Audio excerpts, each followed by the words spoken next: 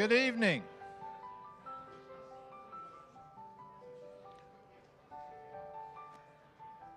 We're going to go ahead and get started a couple of minutes early. We've got some ground rules to lay, but first, I'm going to ask Reverend Jimmy Lancaster to open with a word of prayer. Well, let me just take a moment. On behalf of our church, I also want to thank you so much for coming. I believe these types of experiences are very important. This is how you're informed of where all the candidates stand on key critical issues that affect us here in Yadkin County. So thank you so much for your participation. I'm certainly grateful that all the candidates are here so we can hear from them and understand the things that are on their heart, that they want to help make a difference in the lives of those who live here in our community. So if you wouldn't mind, let's bow and have a word of prayer together. Father, we are very humbled and grateful that the Chamber has given us this privilege to host this very important event, not only in the time of our nation, but, Father, for all that's happening in our community and our state. I thank you for each person who has come tonight, and I pray that their questions and their thoughts are informed by each and every candidate. Father, I thank you for those who are running for our school board and for our board of commissioners and certainly for our sheriff. And I continue to pray that you just allow us as the citizens of this community to vote our values. And Father, as we do so, may you continue to help us reflect you in everything that we do. Again, we thank you for this evening, and we ask your blessing be poured out upon it. These things we ask in your name. Amen. Thank you, Jimmy. Good evening. I'm Bobby Todd. I'm the Executive Director of the Yadkin County Chamber of Commerce, and we'd like to welcome you here. The Chamber has hosted a candidates forum for over 25 years to provide voter information to the candidates before voting. This year, we express our thanks to Maplewood for providing our venue, which allows our event to be live streamed for those unable to attend in person. Our moderator will introduce each candidate, and they will be given 2 minutes to respond to the questions sent to them. We host a forum, not a debate, so each candidate will be given the opportunity to respond to each question. Some questions have been pre-selected. Additional questions will be solicited from those in attendance and may be asked if deemed appropriate and time permits. Our timekeeper, Jamie, will indicate when 20 seconds remains and will ring in when our time expires, so please be respectful of time. We have asked each candidate to supply a short bio. We have a limited number of copies with us tonight, but all of those can be accessed on the Chamber website, www.yadkinchamber.org. Farm Bureau's Women and Young Farmers Committee are hosting a light refreshment event right after the event concludes, and we invite you to stay and socialize. Now I'd like to introduce our moderator for tonight, Justin Summers. Justin is a member of our Chamber Board of Directors, is president of Farm Bureau for Yadkin County, and is employed by Purdue Farms. Justin and his wife Lindsay have 2 children and reside in the Hamptonville area of the county. Justin, thank you for helping us with this important event. Thank you, Bobby. I appreciate that. I think Pastor Lancaster's got me wired up. I got hands-free here, but I want to just take a moment to thank the folks at Maplewood for providing this wonderful venue, and just take a few brief comments here that, you know, the Constitution grants us the right to vote, and it's our responsibility to make an informed vote. And I appreciate the Chamber orchestrating that platform here tonight, and so my role as moderator, I hope, will be limited in order to further the platform to where we can all make an informed vote. So with that, I'm gonna move along and get right into the school board races, and I would like to ask for Barry Cole, Sam Cruz, Tim Parks, and Tim Weatherman to come take their places on the stage, and we'll get this show on the road.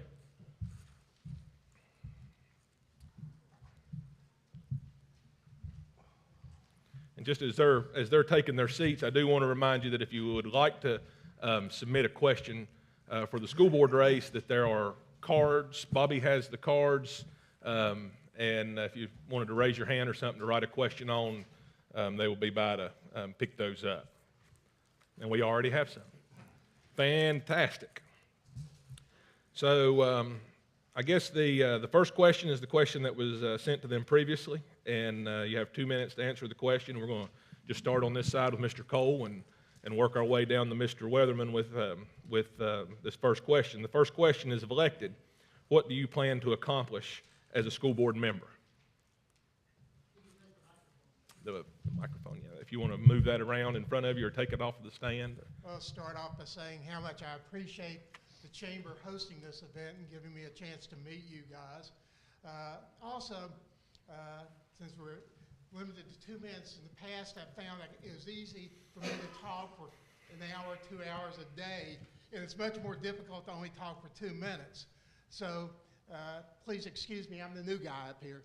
But in any case, the school board is not intended to be the day-to-day manager of the county schools. They're the, excuse me if I look at my notes, as I say, it's a lot easier to talk for a very long time extemporaneously than a very short set of comments.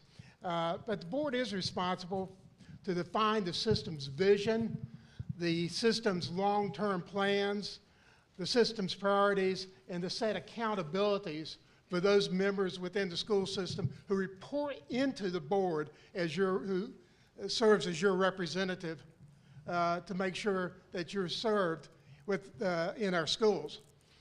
Today, Yadkin County Schools, like almost every other part of the nation, is facing extraordinary challenges.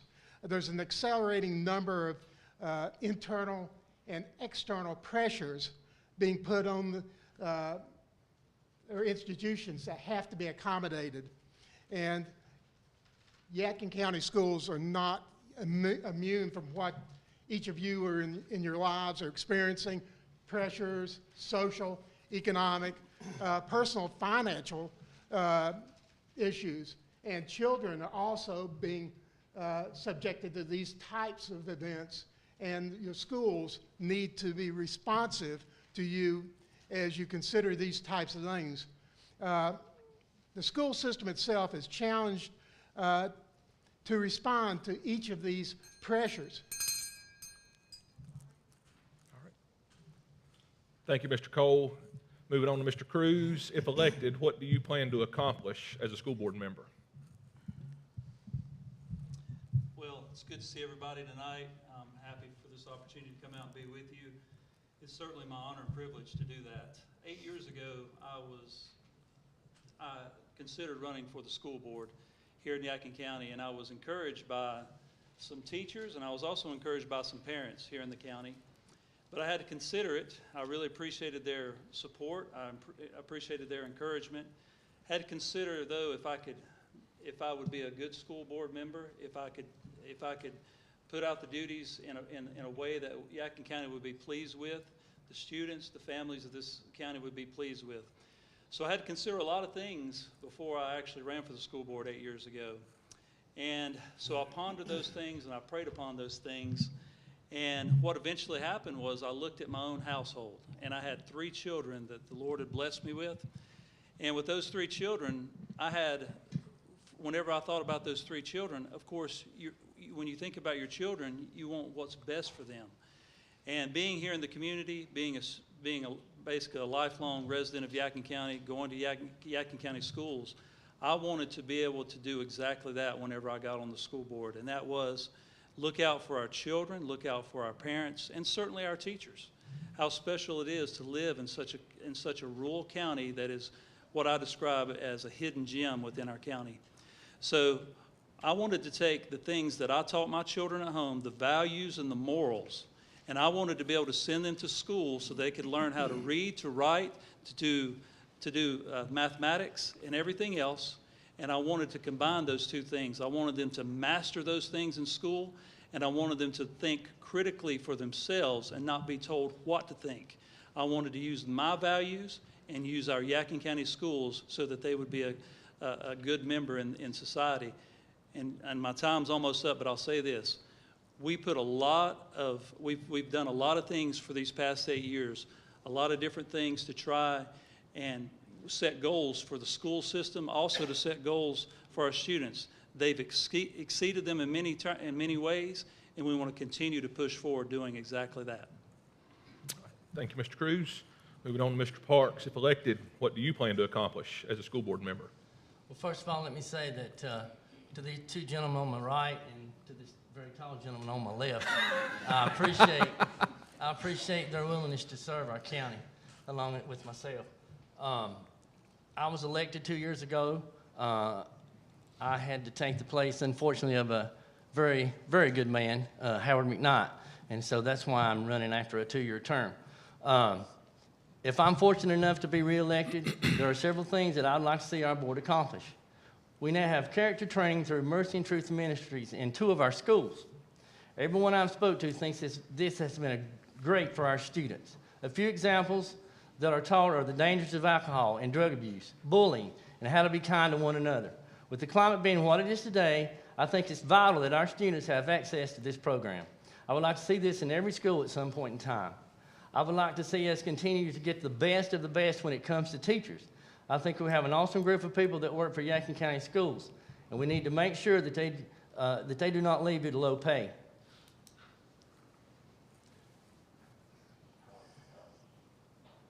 I think we have an awesome group, as I said. Right now, our teachers are slightly above the average in North Carolina for pay. We need to make sure that they stay above average and provide them the best working environment we possibly can. We are currently working on grants to get 2 auxiliary gyms at Fullbush and Stormont High School. These are much needed, and most of our high schools across the state already have at least 2. We want our students to have the same opportunity in athletics as other districts do. In closing, I would like to say, as a board member, I am entrusted with governing our local school system. I feel the role of our board is to ensure that school districts are responsive to the values and beliefs and priorities of their communities. Franklin Graham made this statement recently: school board elections are the most important elections in America today, and I agree. Thank you for your time, and I appreciate your vote. Thank you, Mr. Parks. Moving along to last but certainly not least, Mr. Tim Weatherman. If elected, what do you plan to accomplish as a school board member? First of all, thank you for having us here. I'm the same as Sam. 8 years ago, I ran for school board. My wife and I used to be substitute teachers. We've always tried to help the kids in the local community and the schools. And I also subbed for a school bus, and I was able to do that because the job I held, I was off several days during the week. And we loved doing that. Well, then my job turned to 5 days a week, so I couldn't help anymore. And I got to thinking, you know, how can I continue to help the schools and the kids? And I was approached about running for school board, so I ran. And it has been a wonderful experience. And I've been able to continue to try to help the kids any way I can. All these are good ideas that they've mentioned. We all have different ideas, but we all come together. Some things I'd like to see is we still have some facility needs. We have, roofing needs, things that need to be updated, flooring. We've been working with, our superintendent's been working with the county manager to prioritize these and get these repaired or replaced. A lot of people's not aware, but Fullbush High School, the tennis courts are unusable, so they can't even have tennis matches at the high school. And both tracks at Stormont and Fullbush, they're not allowed to have conference track meets because of the shape the tracks are in. So we are working hard to get those either repaired or updated. With just many needs that I'd like to see continue working with our superintendent and our Board of Commissioners. But like I say, it's been a privilege to serve on this board, and I would be honored to continue to serve. Thank you. Thank you for those comments. Thank you all for your comments. This time we'll move into the general questions solicited from the audience. And I guess just in keeping with fairness, Tim Weatherman, we'll start with you and come back this direction. Okay. So what besides money do you see as the greatest need for Yadkin County schools, and how do you propose to meet that need? Well, like I say, money is a great concern, but and I did mention some of our facilities being updated. We want to make sure that our buildings are up to code and good. We want to make sure that we have good quality teachers that can teach our students. I wish parents would get more involved with their kids also. You know, when our kids was growing up, whether they were straight A students or didn't make straight A's, we were always involved in teacher meetings and stuff. I would like to see parents more involved with the kids. That's Okay, thank you. Mr. Parks, I'll repeat the question because it's a long one. What besides money do you see as the greatest need for Yadkin County schools, and how do you propose to meet that need? Well, I think every need pretty much comes back to money in one form or another. But one thing that I mentioned in the paper where I wish we could do more with getting out to our students about drug and alcohol abuse. I think that is something that, that we all need to do, or we all need to try to work toward doing. We've lost too many students in the past due to this. We've lost students recently due to this, and I think that's very important. Also, we have athletic facilities that need updating. And this, of course, takes money, but these facilities need to be updated. We're doing some things right now, trying to work on that, working with grants and things like that to try to make this happen. We need to make sure we retain and pay our teachers and keep the good teachers and make sure we keep them here in Yadkin County. All right, thank you, Mr. Weatherman. Mr. Cruz, same question. What besides money do you see as the greatest need for Yadkin County schools, and how do you propose to meet that need?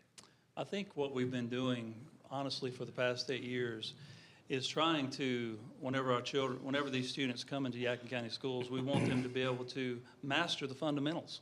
And once they master those fundamentals, they get to the high school level. Hopefully, they're strong students by that point, because our elementary schools are basically somewhat like private schools in a way, because they're so small and they're almost family oriented.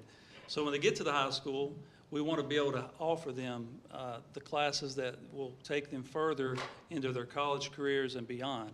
So I know, for example, at Forbush, I think 40% of all the classes there are honors classes, and I think it's about 30% at Starmount. We don't offer a lot of AP classes, but the reason that we don't offer a lot of AP classes is basically because we have a great relationship with Surrey Community College, and for those of you who don't know, it's been a super relationship thanks to the county commissioners, the administrative staff of our school system, the school board, and Surrey Community. Surrey Community is regarded as one of the top 2 community colleges in all of the state.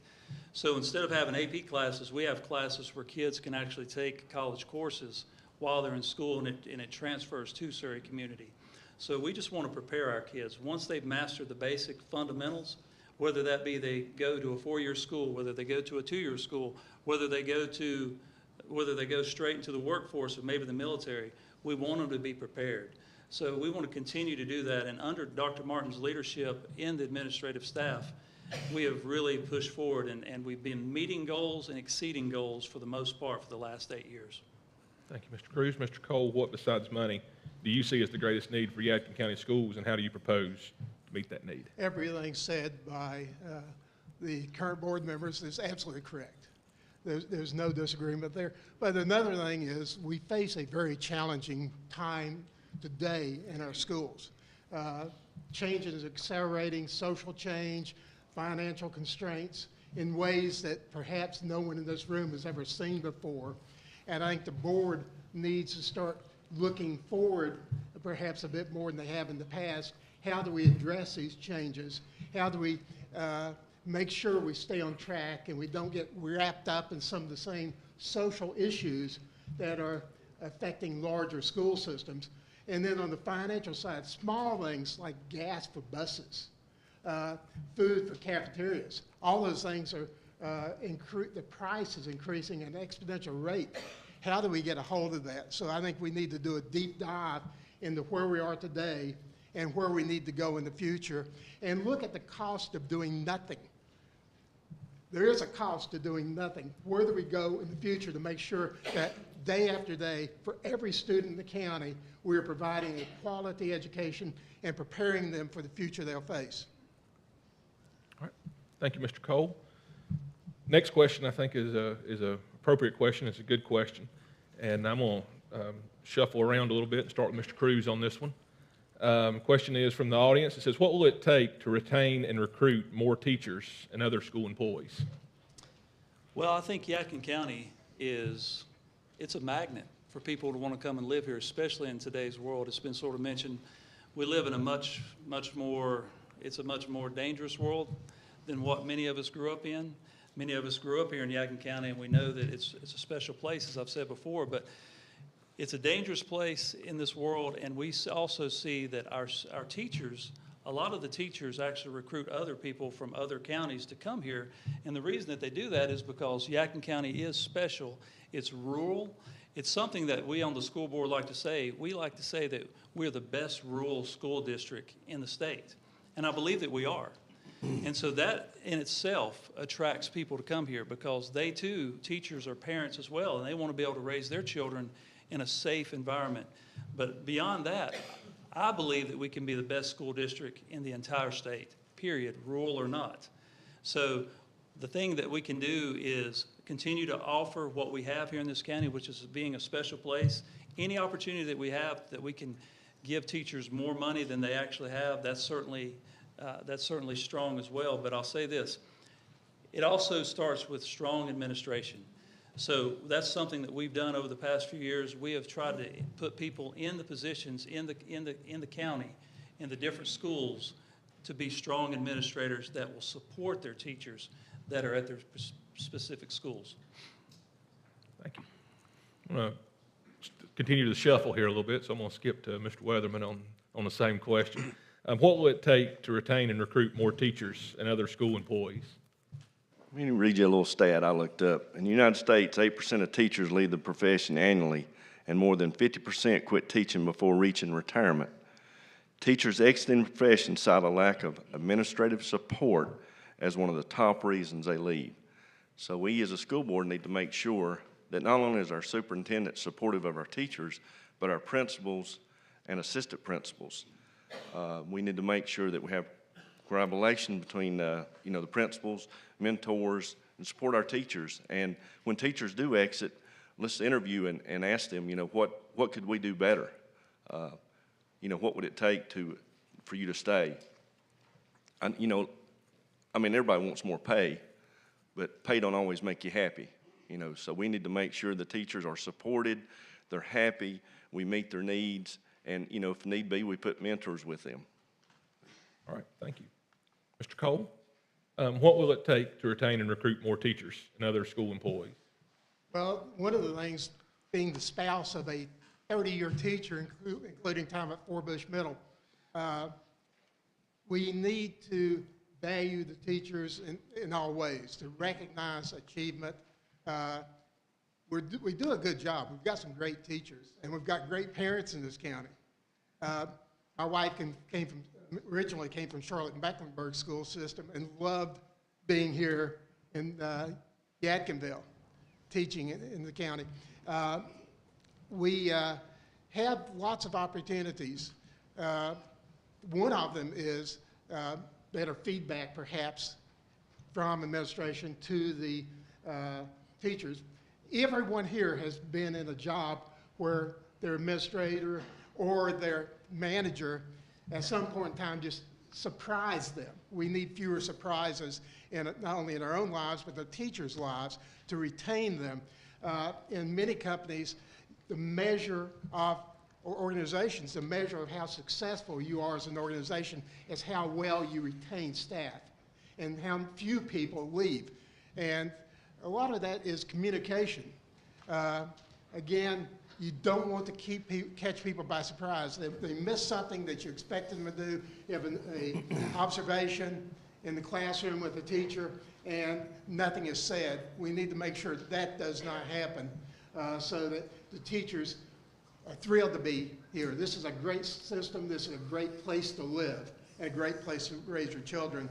And there's a lot to sell it. But doing those professional things within the school system, principal, assistant principal to teacher, will make a world of difference, I believe. Mr. Park, last word. What will it take to retain and recruit more teachers and other schools employees? Well, I can't add a lot to what these three gentlemen have said, but the bottom line is Yadkin County cannot pay what some of our counties, even the ones bordering us, pay. It's not possible for us to do that. So we try to make it up in other ways. We try to give them good working environments. We have a superintendent that cares about his personnel, and he tries his best and does his best to make sure that they're happy in their job. And when we can give a bonus, we give a bonus. Matter of fact, we've gave some in the last couple years that I thought were pretty good bonuses. But the main thing is they have to want to be in Yadkin County. And I think we make it a good environment for them to want to be here. Thank you. So the next question is fairly lengthy, and I've been repeating the question every time, so I'm going to read this one once. So it's an accessibility question, so I encourage you to pay attention. I will repeat it if you need me to. Mr. Parks, we're going to start with you on this one. Currently, access to the school board is limited to the monthly meetings or personally knowing a board member. This limitation is a challenge for some parents, so how would you individually and as a school board member address this access concern? Well, I do believe that it's possible that we can make our meetings occur online. That would be one way. I know that I have told the people in the administrative office that anytime someone needs to get in touch with me, they have a number that they can give them or an email that they can give them. I do think it's very important for the parents to be able to get in touch, or people in the community to get in touch with us, or to be able to know what's going on in our system. I think our superintendent does a great job. Anytime we have anything major happen, it's within a day or so, he's online, putting it out to the parents. But I would say, online access to online at our meetings would be the best. But we welcome parents. COVID obviously slowed down people coming to our meetings. It's starting to pick back up now, but we certainly welcome parents and their opinions. Thank you, Mr. Parks. Mr. Cole, we'll shuffle to you. Well, Yadkin County, like many others, has adopted a lot of technology, and to the point of putting them online, that's an excellent step. Additionally, we have ways to, and just basic everyday technology that's used by our school system, that's used by every employer that you guys have probably, to communicate and raise concerns. In a changing environment, where the pressures that every school system is facing today, we need to be more, have more opportunities for interaction between parents and the school board and all stakeholders in the county. Which could involve emails. It could involve portals whereby you come in and you ask your question or voice your concerns. And I think a lot of it is also just in the community, speaking to the parents, to these small business parents who have their own set of concerns. As I was preparing to run, a lot of that was based on people out in the community saying, this is a concern I have. I really would like you to run. And those opportunities cannot be minimized.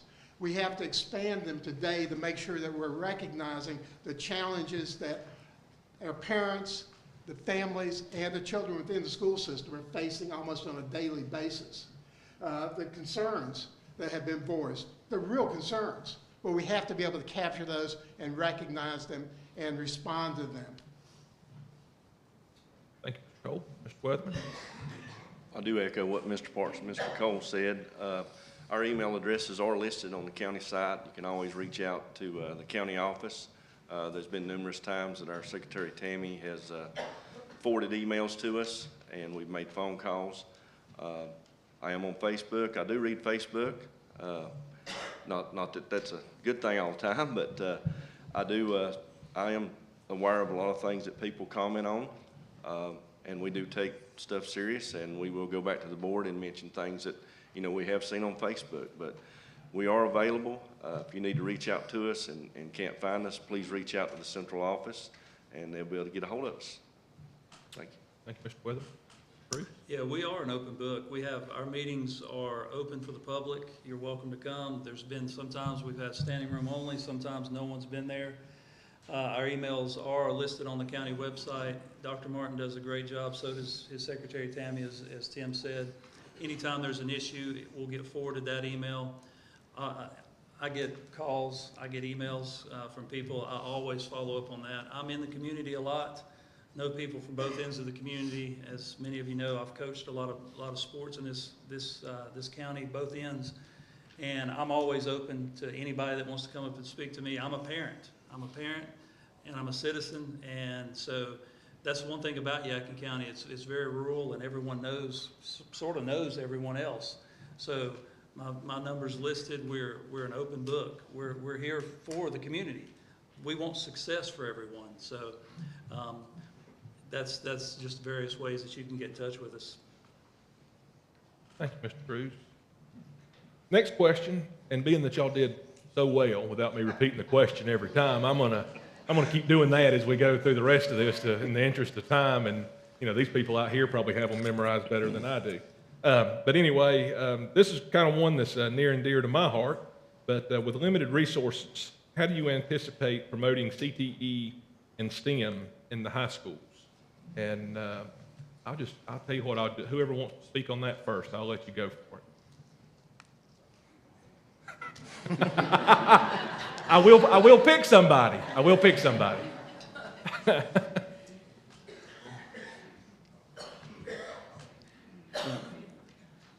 We're looking at you, Tim. Mr. Cole, Well, within both CTE and STEM course areas, there's a ton of support out there. There are free materials that we could use in our schools. There are little to no cost materials that can be used in the school to support the entire framework. Within the community itself, we have, I know, people who have strong backgrounds. There's a member of the school board that knows technology intimately and could perhaps even instruct or provide those videos. Doesn't cost a fortune to do those things. One thing is to make sure we have appropriately trained teachers who can motivate and work with the students to develop those skills and those competencies within our students. In many school systems, they even have, Raleigh provides online teachers into the school system to cover subject areas that a local school system is not well supporting. So the resources are there. It's just identify the resources and work out the process of getting that implemented. Bruce? Yeah, I mean it's going to have to come from training and within our local school system, more training for these particular teachers in this issue. And there are opportunities to come from Raleigh with that, and it's things that we've been looking at through our school system, but there's a lot more work that needs to be done. I don't know that I can add much to that, but definitely more training, and it's got to come through Raleigh. Yeah, I agree. Training is And you're talking about teacher training? yes. I'm gonna follow up just what point of privilege, I guess, as moderator. But what steps are we taking in Yadkin County schools to ensure that our students are appropriately career or college ready? Well, I think it goes back a little bit to what I said just a moment ago about how that we're trying to push academic rigor, and we've been doing that for many years, over 8 years. And so within the school system, we do have the numbers of these types of classes increasing both at Forbush and Starmount High schools, and we're trying to do exactly that. It is sometimes a struggle within a rural county, but we're trying to push forward with it. I think the early college is a great example of preparing.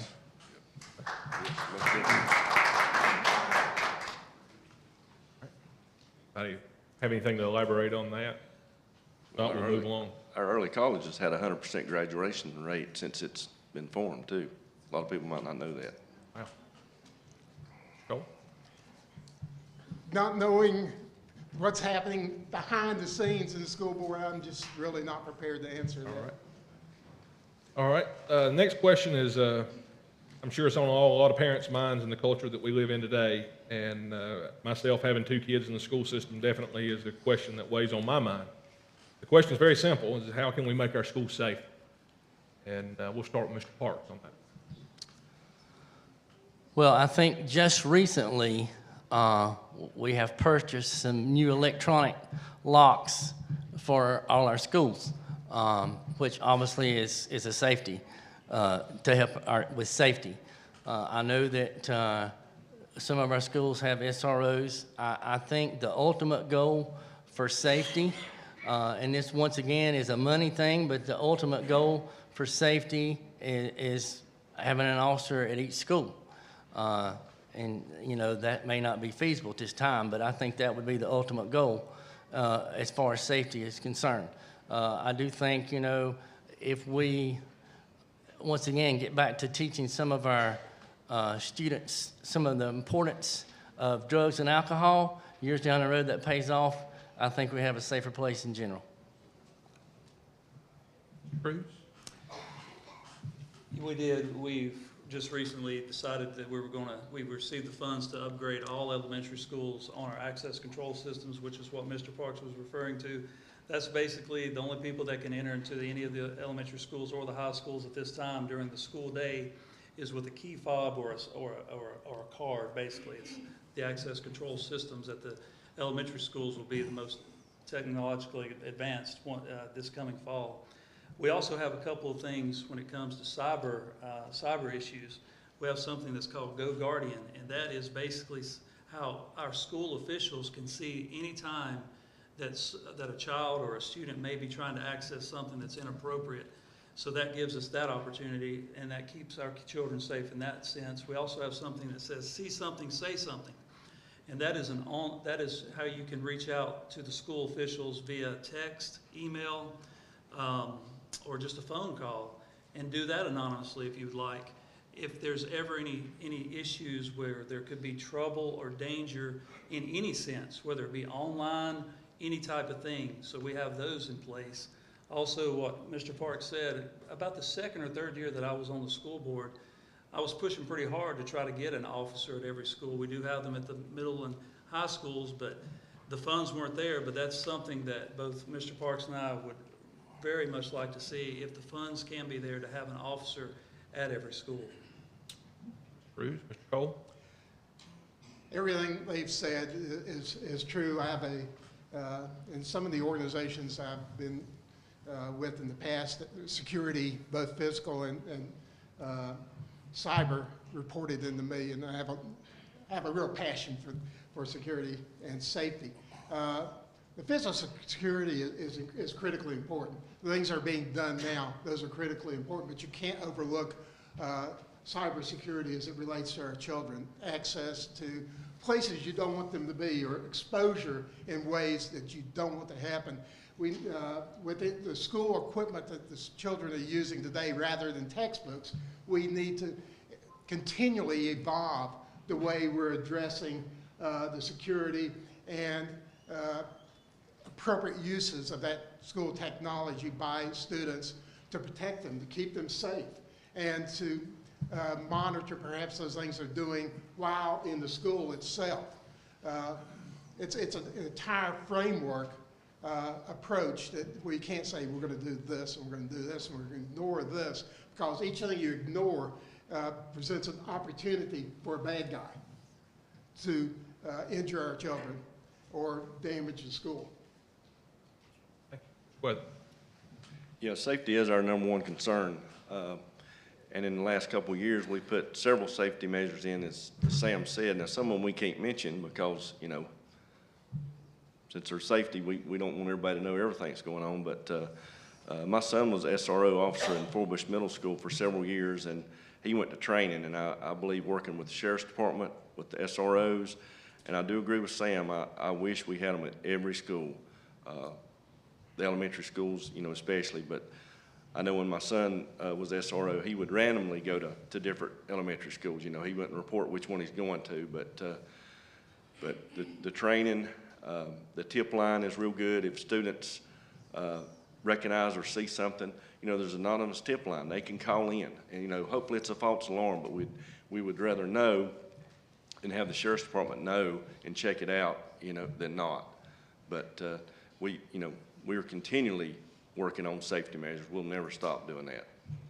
Thank you. And I think this one I should have probably followed up before that one, but just so that you guys know that it was a concern and we've addressed it. I've heard of 2 high schools tonight. We have 3 in our county, and why is the early college never mentioned? So I think you guys have hit on that and recognized the importance that the early college plays.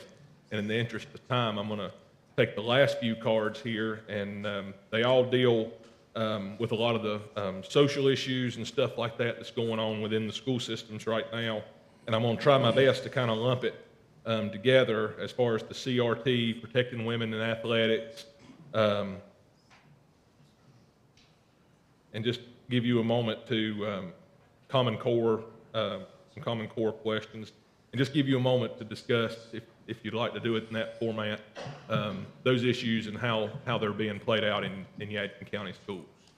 And if I wasn't clear, I can do better. I'll be glad to go first. The 2 I heard you say there was critical race theory and the gender athletics questions. I am not for critical race theory being taught in the schools. I think that's indoctrination. And if you're an athlete, you need to play the sport from the gender when you were born.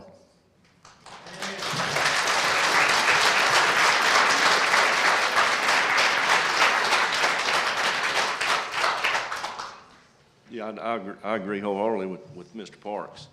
I'm not for critical race theory, and I'm for what's on your birth certificate when you play a sport. And thank goodness right now, that's what we go by. And we should continue to go by that. Cole? As a man, a parent, a veteran, and a business guy, and hopefully a school board member, my worldview is shaped by my faith. And I believe all those things are inconsistent with how I understand the gospel of Jesus Christ.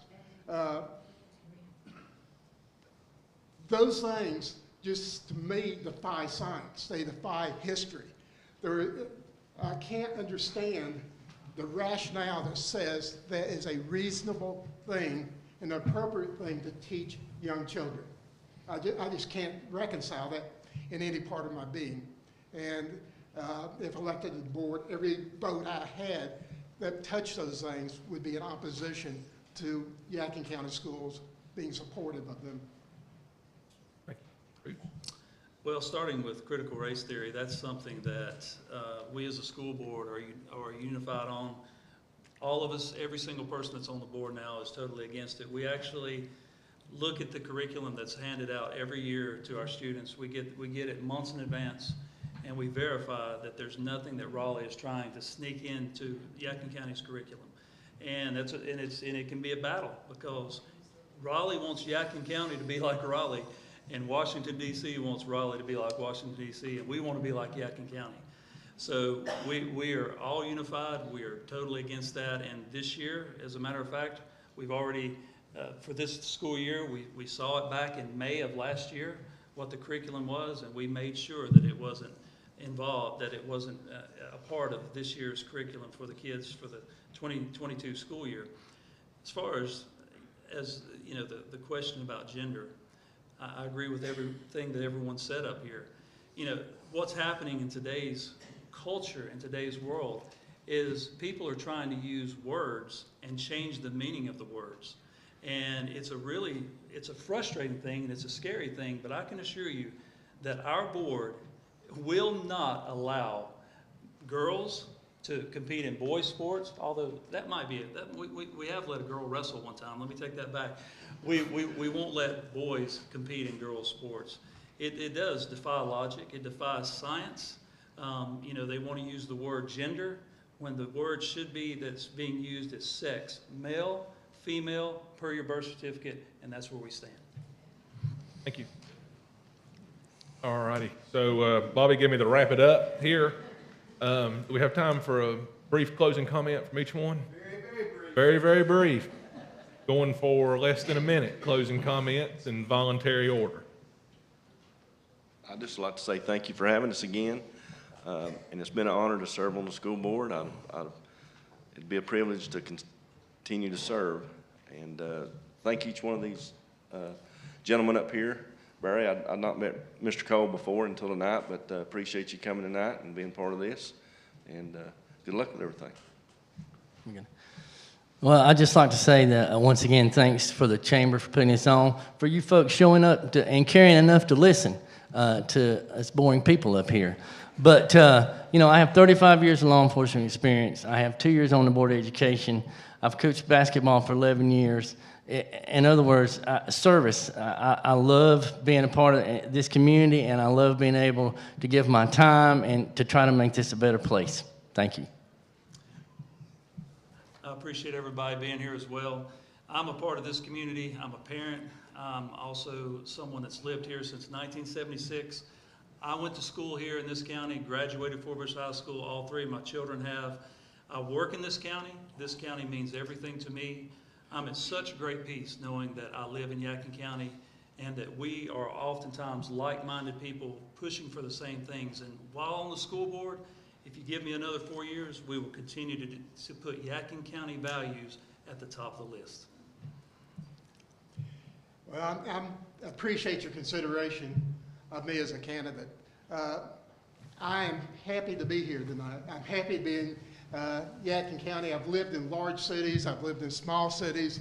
And as my wife and I looked for a place we could go out of the big city, we looked everywhere and chose Yadkinville because this is where we wanted to be. I don't have to be elected. I've had a successful career, but I have a passion for service. I've written curricula for school systems. I have written training materials for teachers. And I did it at no cost. I love serving and believe in education. Every employee I've ever had, part of my expectation of their managers was that they develop their staff. Building people's success, including the school system, is very, very important to me, and that's why I'm here. Thank you very much. Thank you to all of you for being here and taking some of your time to educate us a little bit about yourself. Let's give them all a round of applause.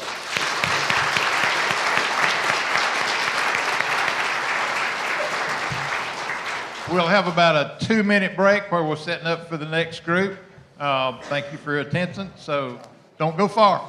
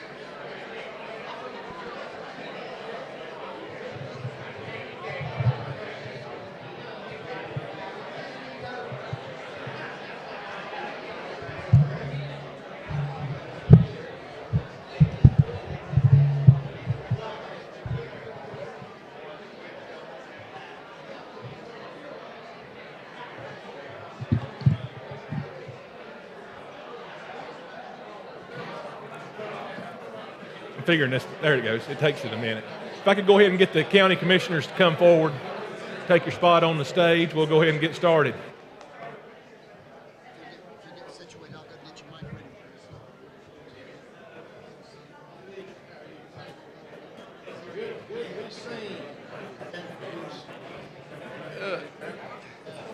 Get up here and get in this seat here.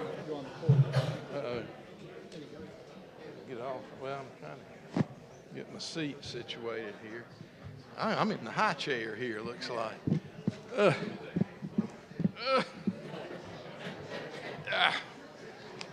Don't fall off of this thing.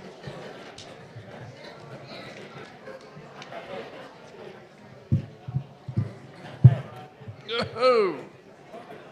Testing. All right. I don't know. I wish I was in one of your seats. I started saying if Mr. Gordon don't show up, I may try to borrow his.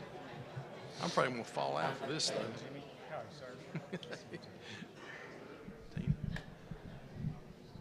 All right. Just a couple housekeeping things. I know we have some folks that are standing out in the hall. So if you would, there's plenty of seats. If you don't mind, folks, kind of trying to tighten up a little bit, and we'll get some of the folks that's out in the foyer or whatever to come forward. I know we got several people out there that want to be a part and hear what's going on. Also, from the folks that are in the foyer and folks that are watching online, we can get you guys to hold the mics a little bit closer. The sound in here is good, but it'll carry better out in the foyer and online if you speak directly into the microphone. So just a few little housekeeping things there. But with that, we are going to go ahead and get started. I think all the county commissioner candidates are on the stage. Those that have filed to run for Yadkin County Commissioners: Kevin Austin, Cliff Collins, Rodney Gordon, Gilbert Hemric, and Frank Zachary. So appreciate you guys being here with us tonight. And we are going to get things started. You have 2 minutes for the starting off question. And we'll start just like we did with the last, go left to right from Mr. Austin down to Mr. Zachary, from A to Z, literally, this time. So,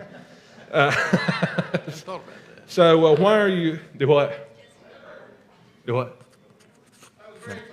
It was clever. It just came to me, so I figured I had to use it. So why are you seeking the office of County Commissioner, and what is your vision for Yadkin County? Thank you, Justin, and it's great to see everyone here tonight. I want to thank the Chamber for putting on this event, and I want to thank Maplewood Baptist Church for hosting us here. Jimmy Lancaster, thank you, sir. I'm running again for County Commissioner because I have just enjoyed serving in this county for the last 14 years so much. It's just a big part of my life. I love this county. I moved here 32 years ago after living in a variety of other parts of North Carolina, and I can tell you there is nothing like Yadkin County. Once I moved here, I learned just what Yadkin County means. It means freedom.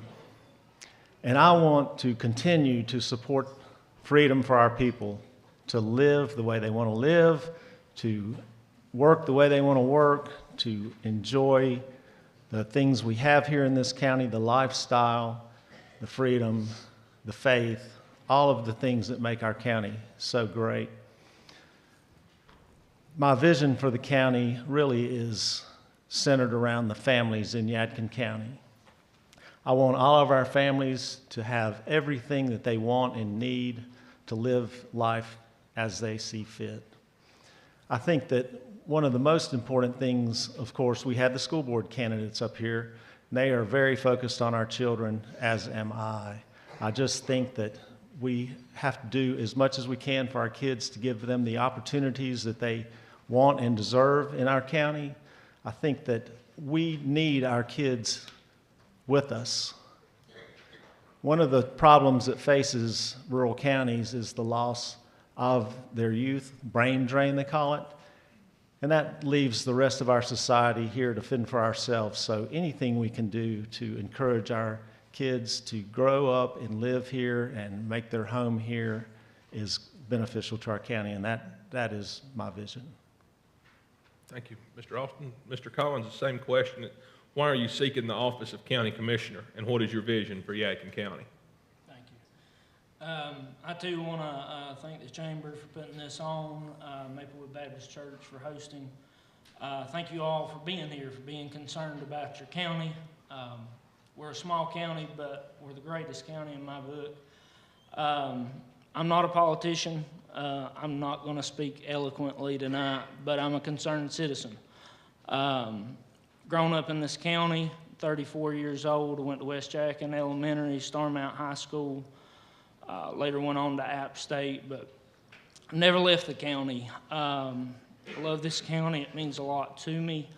I live in the Swan Creek area. My family's been here since the early 1800s. Don't plan on leaving and going anywhere. It's home, and because it's home, I feel like there's some work that needs to be done. I appreciate all these gentlemen that's on the stage here with me, and I appreciate their service.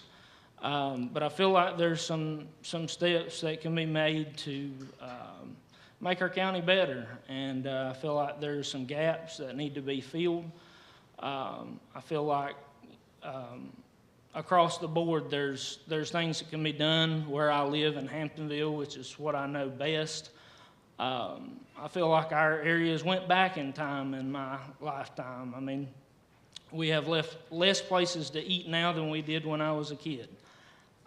We have really a lot of things to do there. We have tourism, we have wedding venues, we have vineyards, we have the Amish community, we have all the tourism, and have nowhere for the people that come to visit to even spend the night. So I feel like there's a lot of things that needs to be done. I think it's going to start with this board, and I know they are making efforts to do that, but I feel like we need to get that vision. Our county has potential, and I want to try to tap that. Thank you, Mr. Collins. Mr. Hemric, same question. Is why are you seeking the office of county commissioner, and what is your vision for Yadkin County? First of all, I want to thank for the chamber having this meeting. Thank the Maplewood Church for their furnishing the place to do it. And the reason I want to be a commissioner is that I enjoy it. I enjoy serving the people. And that some of the things that we've done is, I think, has really helped the county a lot. And that some of the things we've done, we've cut taxes 3 times. I think that has really helped people.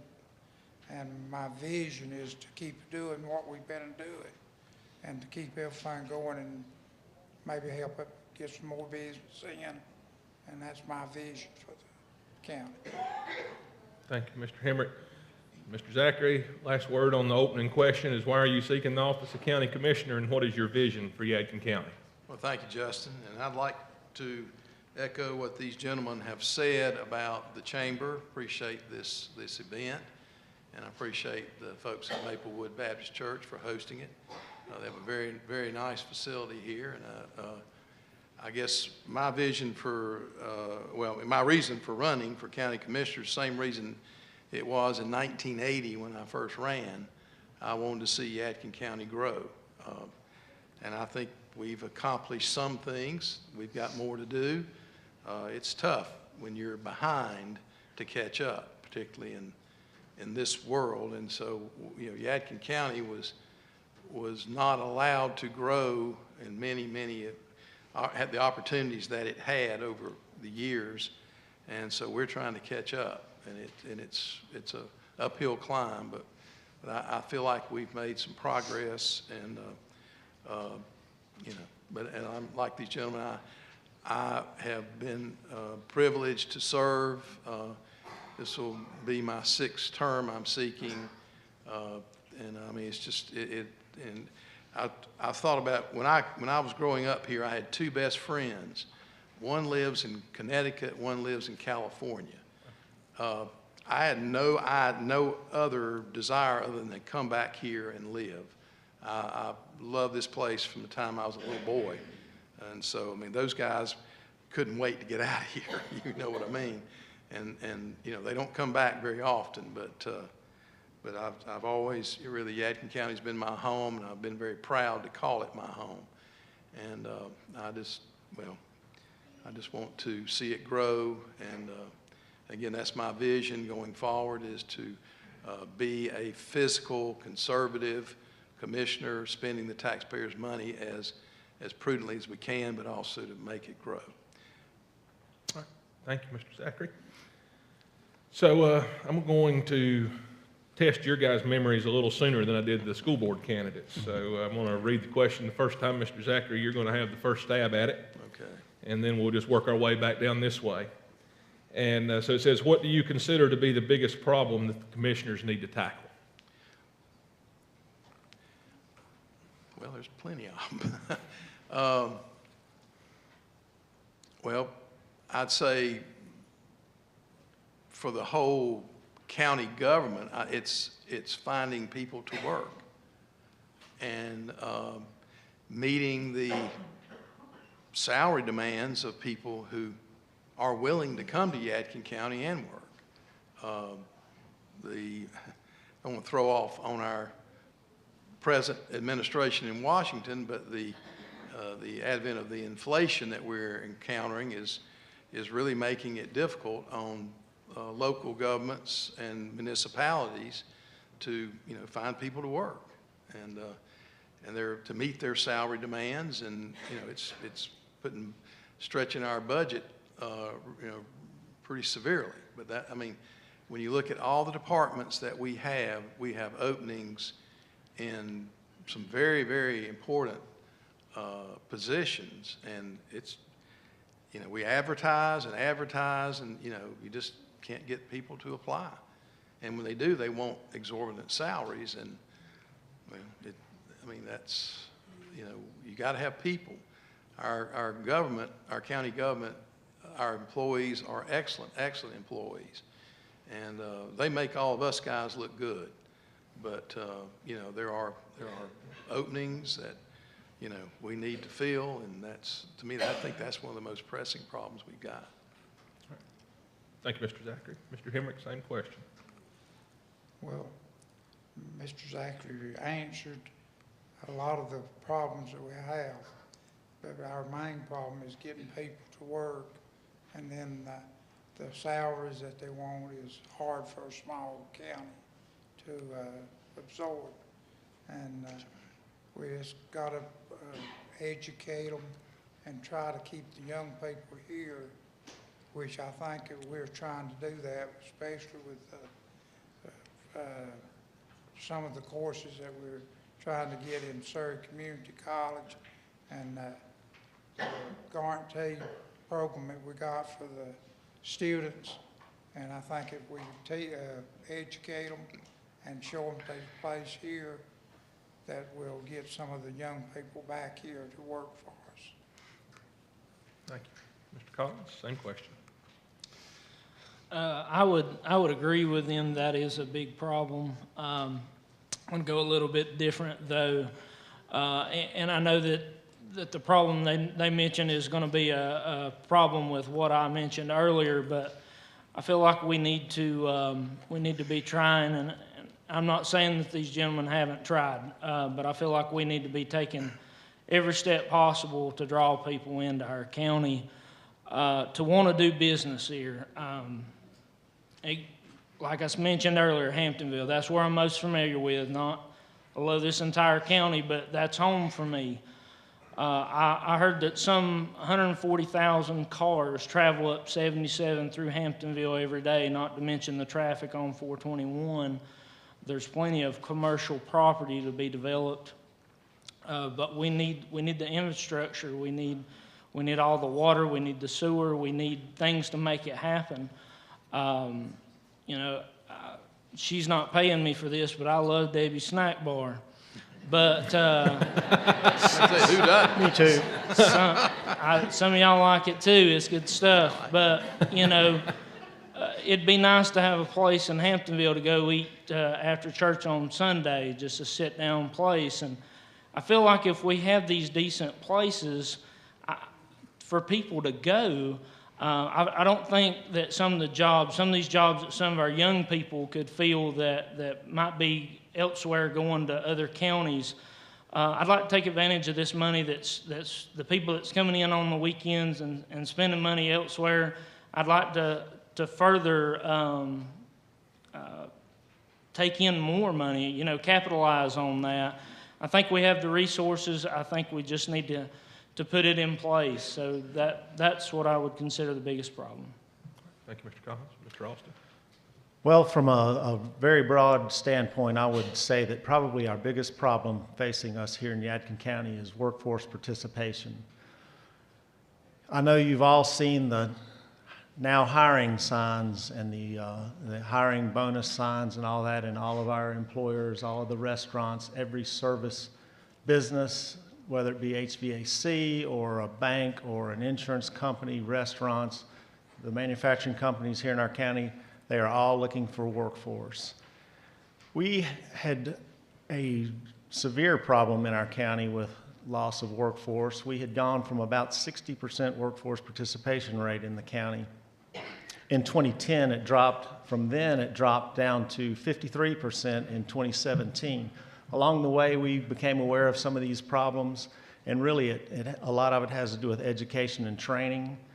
So we also recognized a problem called disconnected youth. In the Yadkin County, one of the years in the last decade was the worst county for disconnected youth. Disconnected youth are the kids 16 to 24 who are neither in school nor in the workforce.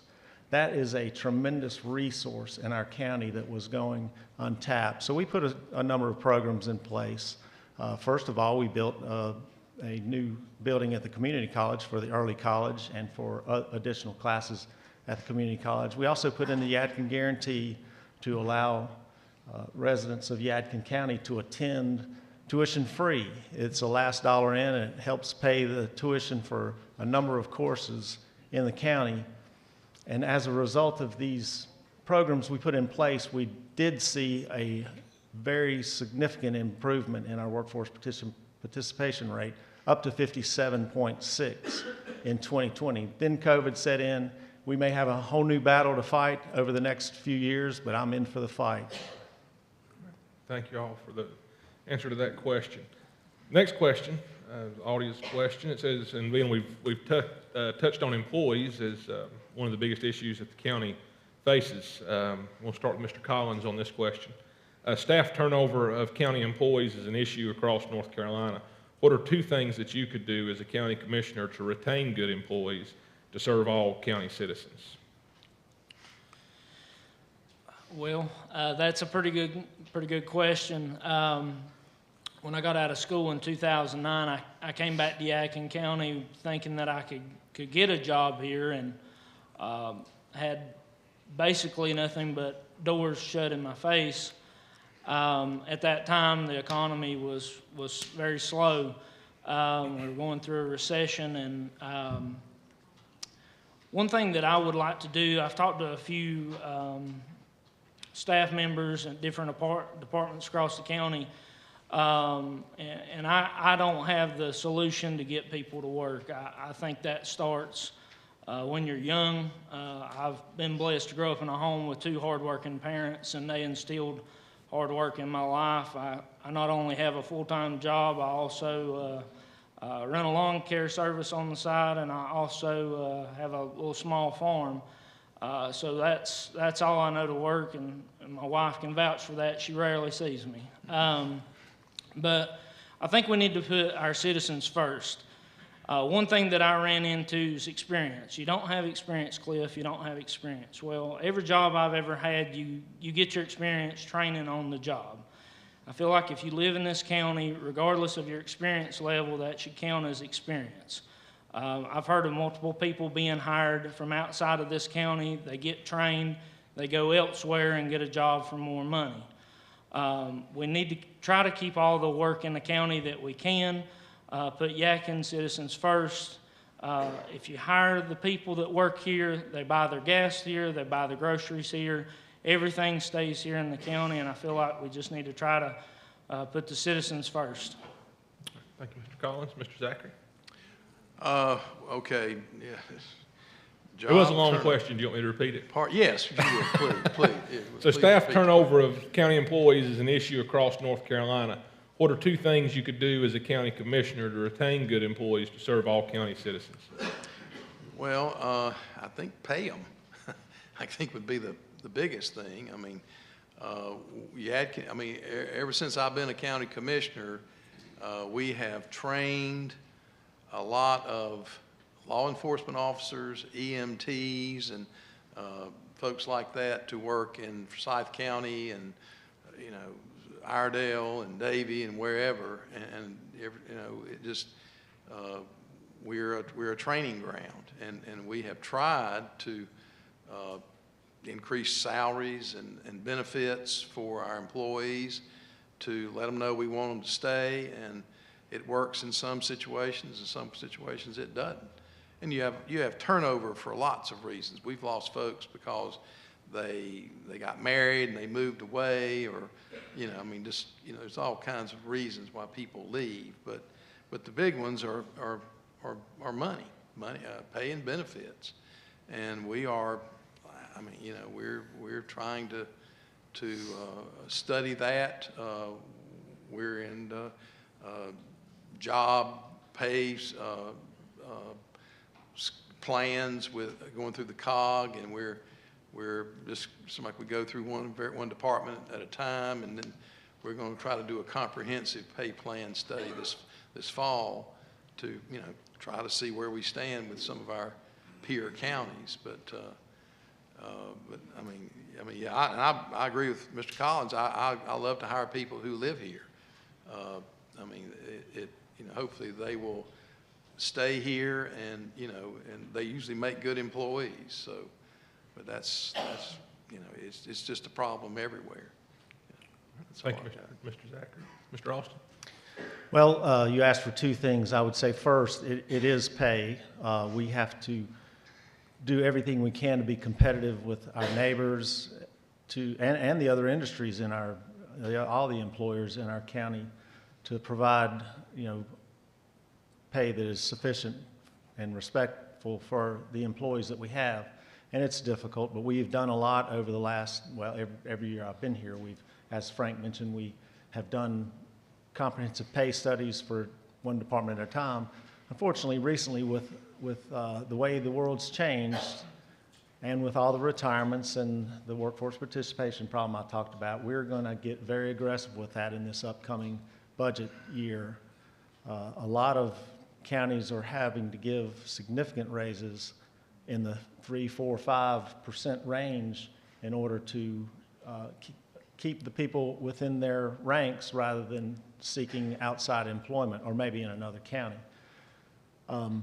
So we're committed to that, and that'll be coming in this upcoming year for all employees. Instead of doing it for one department at a time, we're going to address the entire county at one time and get that done for now. Of course, it'll have to be looked at every year after that as well, but we're committed to that. The other thing is to create a good working environment, and to have a good set of department heads and supervisors, and have them treat the employees the way that they should be treated. And I think we've been very successful with that. Of course, there's always differences and problems that need to be dealt with, but I think our county manager does an excellent job with that. The last thing I want to say is that, yes, sometimes people leave, and they do leave for a variety of reasons. I would never be angered by someone leaving to better themselves in whatever way that is. I fully support people elevating themselves, moving on if that's what it takes. Sometimes they run into dead ends, but that's our plan. Thank you, Mr. Austin. Mr. Hemric. Well, first of all, I think we have to realize that we're a small county, and that when we start to keep up with the counties around us, it's hard to do without raising taxes real high. And the ones that, there's several reasons, like they said, that they leave, but we need to do educate people here, and maybe we can keep them here, as we've tried to do with some of the programs that we've done. All right, thank you, Mr. Hemric. Next question from the audience. It's kind of a procedural question, I guess you could say. It says, are we having honest discussions if all the commissioners agree all the time? And I I've kind of lost track of my order, to be honest with you. So how about voluntarily? Somebody want to take that I'll one? be glad to take that. All right, absolutely. Our commissioners do not agree all of the time. And one of the things that's interesting about our current board is we are all diverse people from different parts of the county with different backgrounds, different work experience. And I think it plays well for us to work together, sometimes one-on-one to talk about things. But I can tell you I have been on the losing side of many votes, sometimes 4-1, me being the one. So we do not always get along, but we do pledge to always work together, and particularly in a civil manner. That is one of the things that I feel like I have helped bring to our board when I was made chairman in 2010. I agreed that we should work together in a civil fashion, and we agreed to certain ground rules that we would utilize in our meetings, and it has worked extremely well. We have the utmost respect for each other as individuals, but we all bring different ideas and different opinions and different positions to our dealings, and I just feel like it works extremely well, and I'd love to see it continue. Voluntarily, anybody else want to? Okay. All right. Yes, sir, Justin. I agree with Kevin. Yeah, we don't always agree, but I think we are all focused on the fact that this is a job. This is not something about us. It is for the people. That's our focus. I think every one of the 5 commissioners, we are there to do what we can to make Yadkin County a better place to live for everybody. We do have a great deal of respect for one another. I think we're actually friends. I mean, we don't see each other outside of our meetings very often, but we, except maybe at functions or something, but we enjoy each other's company. And I can tell you, it's not always that way. I can remember years ago, there was some county somewhere, there was a 3-2 vote to approve the minutes of the previous board meeting. I mean, they didn't like each other at all. And I mean, I'm not talking about Yadkin County, but I think there was a time when our commissioners didn't gee and haw too much.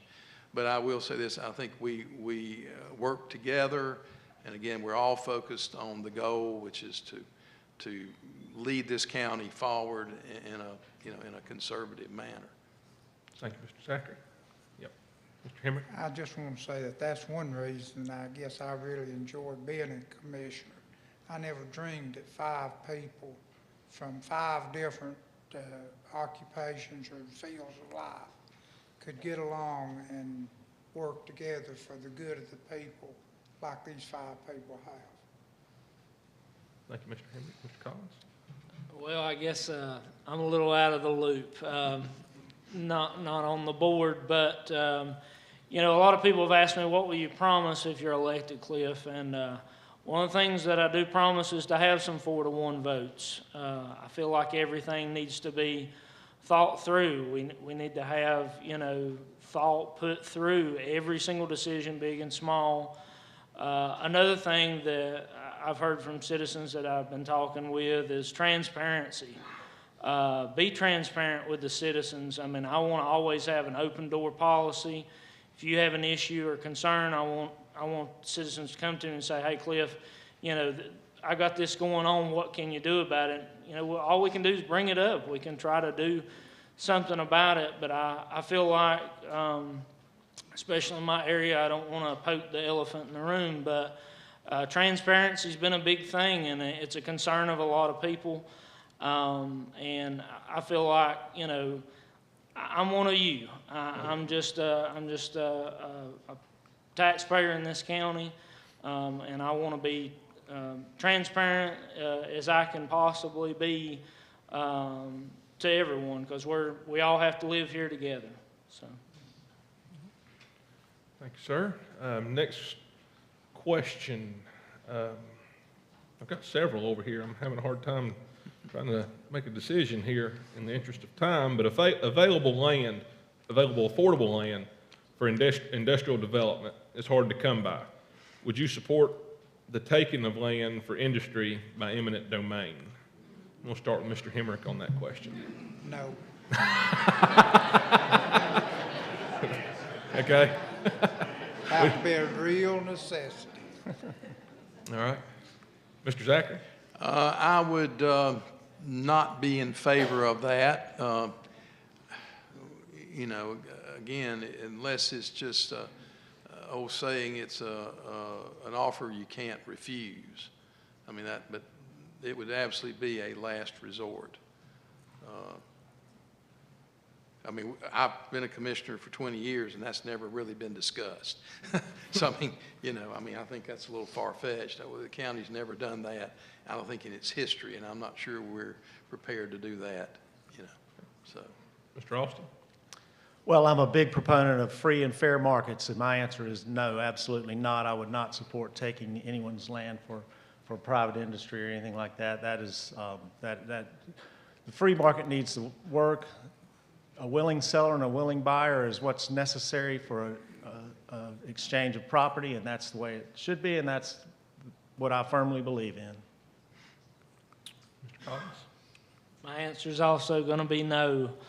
I feel like both parties should be able to get together and resolve, even if the commissioners have to be there and submit ideas or observations or take ideas from other parties. I've heard a lot of good ideas come from citizens just talking to them in the last few months, and I'm like, these are great ideas. They need to be brought forward. But no, I would not support that. I feel like,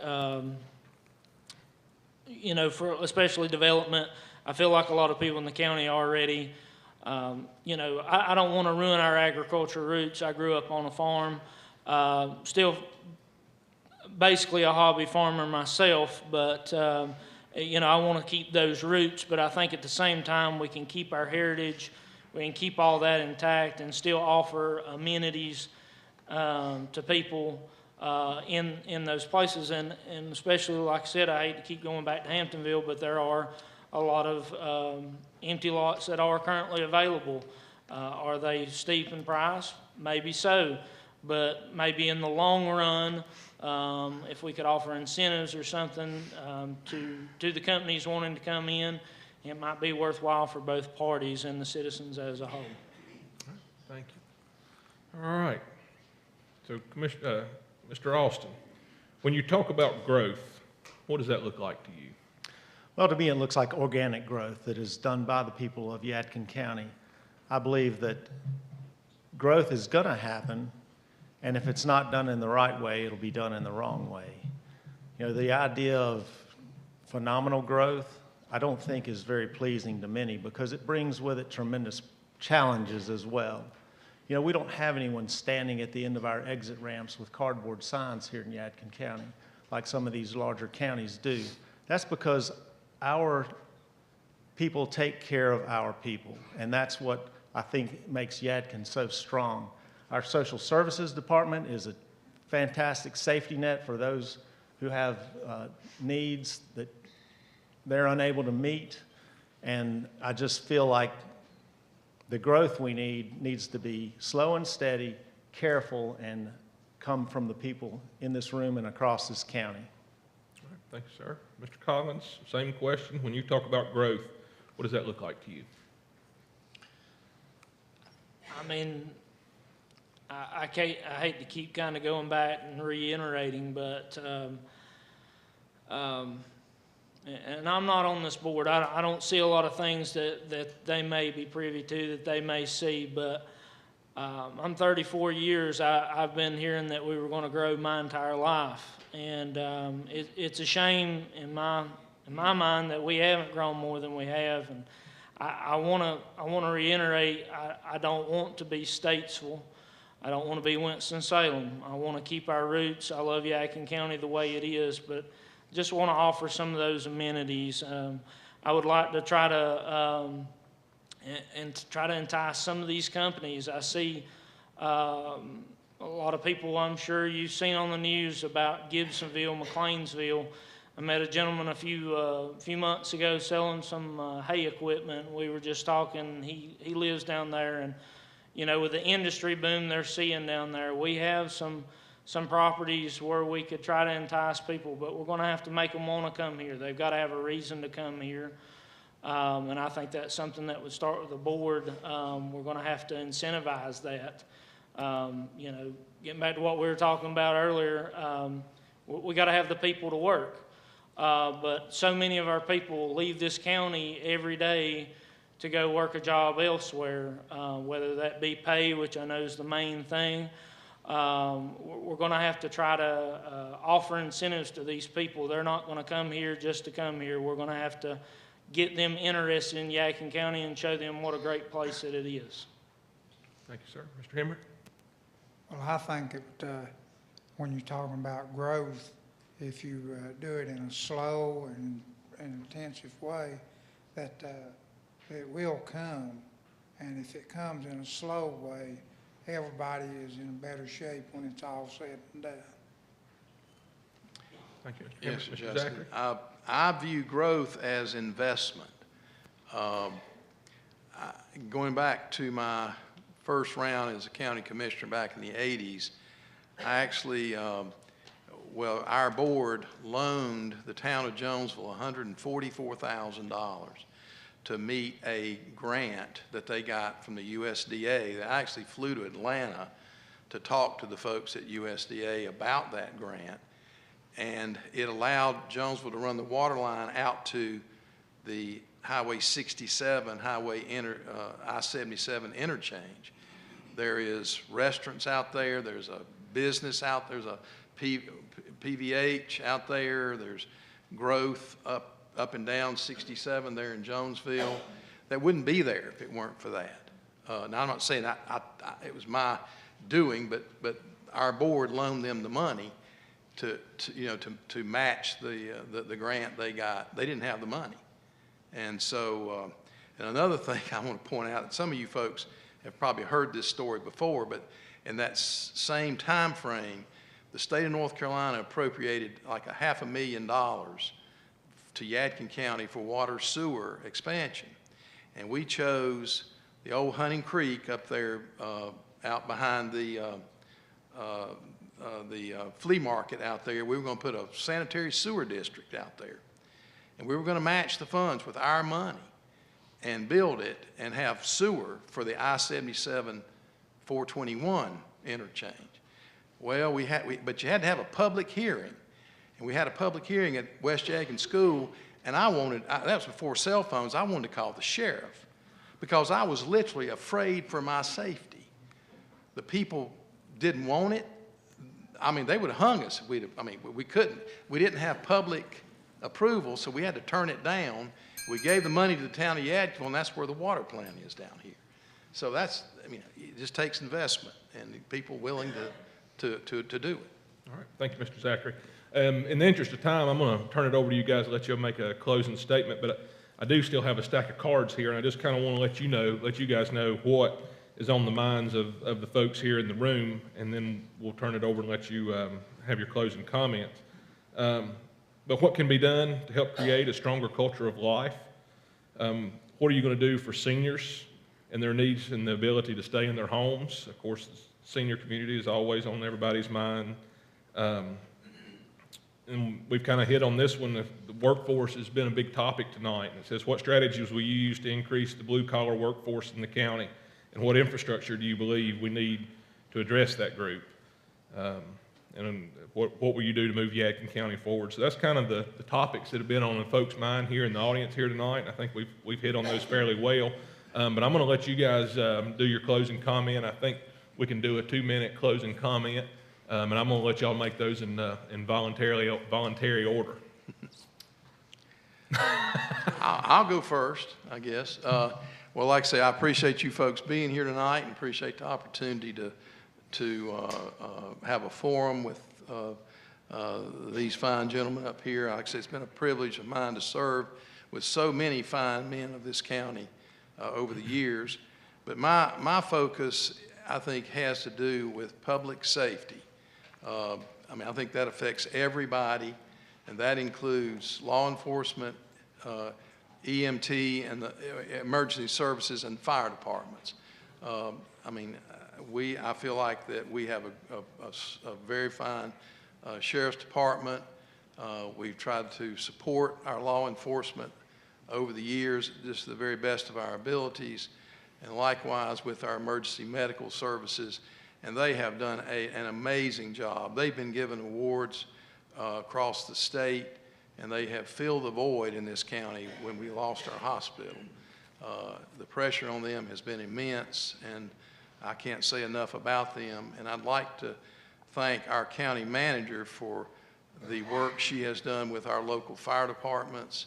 I think you folks in the insurance business, I think, have seen where our citizens are benefiting from lower ISO ratings in our, really just about county-wide, because of the very beneficial competition, I think, between our fire departments. They have worked extremely hard to improve their procedures and their efforts, and those folks are having trouble finding people to fill the needs of the fire departments. But again, that's where my focus is. I think it touches everybody. Thank you. I'll let a voluntary order say. I'll go ahead. I think that what Mr. Zachary said there about the fire departments and the EMS, the sheriff's department, all that, we've got good people in place. But if you look at the EMS, during the COVID thing, they've done a real job. Even had the first EMS to give the monoclonal antibodies in the state. So we have got good people in place, and all we need to do is keep them and then work to have enough money to pay them for what they do. I'll go ahead. I just want to reiterate, thank Maplewood Baptist Church for letting us be here. Thank you, the Chamber. I want to take a second to thank the Lord for saving me. This is a good forum to be at, but I don't want to miss the opportunity to do that. I want to thank my wife for being here. Today's her birthday, and she'd probably want to be a million other places than here right now doing this. But I appreciate her support. I appreciate my mom for being here and all she's done, and all the other people, friends and family that's helping us. I can't thank you enough. I want to thank the citizens for being here. You're the bread and butter of this county. You're concerned enough to be here to make a good choice and make a good decision. I appreciate that. The guys mentioned the fire departments. I am a volunteer fireman at Buck Shoals Fire Department. I feel like some strides have been made, but I feel like we still got a ways to go. EMS and Sheriff's Department, police departments across the board, I think there's things that we can do. But I want to leave you with a closing thought. Just think about all these gentlemen have said. Like I said, I appreciate their service and their time on there. But I want you to think back 10 or 12, 14 years, whatever the time may be. I want you to think, has your life been bettered in that time? If it has, that's great. I'm glad you know how you need to vote. But if you think there's changes, if you think there's things that could be done better, I'd appreciate your vote on May 17th. Thank you. God bless you.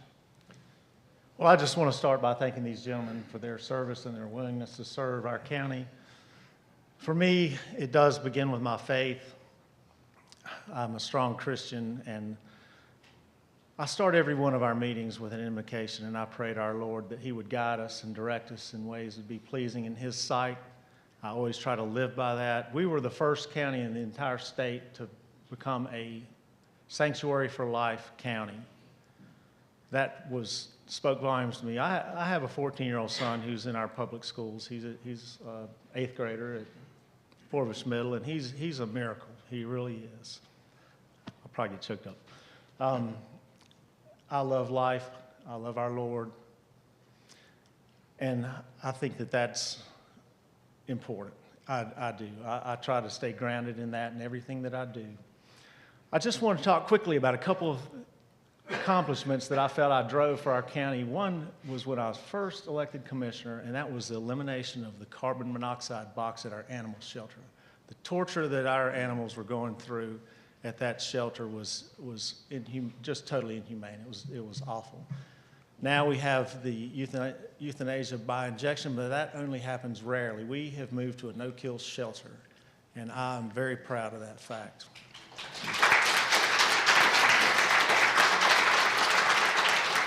The other thing was COVID response, and our COVID clinic at the hospital to administer vaccines was excellent. A lot of staff and volunteers deserve credit for that.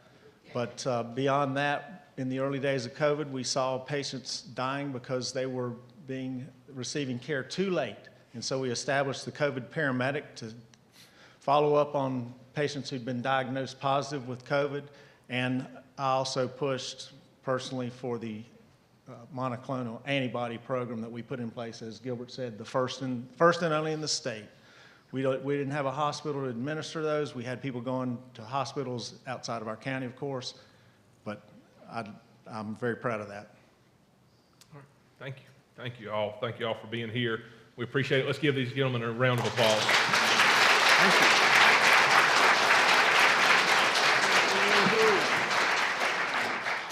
All right, thank you, gentlemen. While we're switching out, we've asked our Senate candidates and anyone else running for local office if they would like to come and address the crowd. I know Ms. Randleman's here. I know Ms. Luffman is here. I think I saw Vann Tate here earlier. So if you would come up, we'd love to hear 2 or 3 minutes. Jamie will cut you off. Mr. Zachary's here. Do you want to just use that mic? Yeah, we'll just use it. Clark, come on. If you want to, come on. Yeah. Just a minute here. I think we're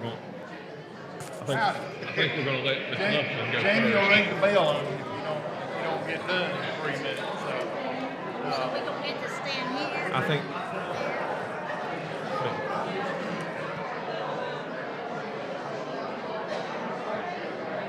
Yeah.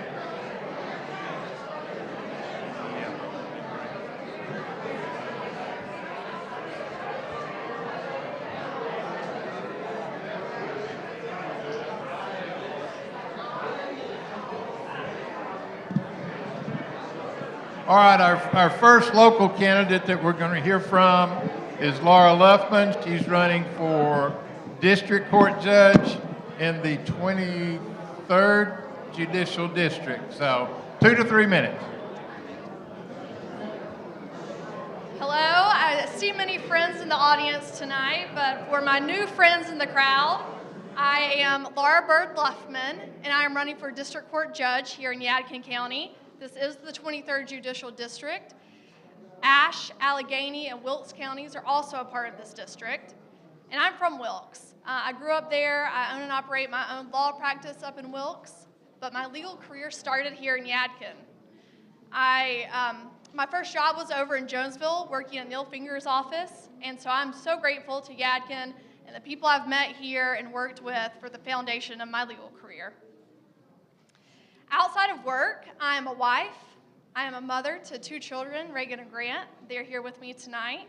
And I'm a community servant. I joined the legal profession because I wanted to help and to serve my community. The citizens of Yadkin County deserve a hardworking judge. You all deserve a judge who's going to be fair, who's going to be thorough, who's going to be consistent. And I intend to embody those traits while upholding and enforcing the rule of law. On a personal note, I am a Christian and I am a conservative. My family, my Christian conservative values guide me each and every day as an attorney. They inspire me. And it is my promise that they will continue to guide me as a district court judge. You all can feel confident voting for me, knowing that my courtroom experience here in Yadkin and across our district courts has prepared me to serve on the bench. I humbly ask for your vote. Early voting starts next week, so we can all be excited that all this information that we're gathering and learning about our candidates can be put into action next week. I ask for you all to share my name with your friends and family, to vote Laura Byrd Luffman with the right experience to be your district court judge. Thank you. Can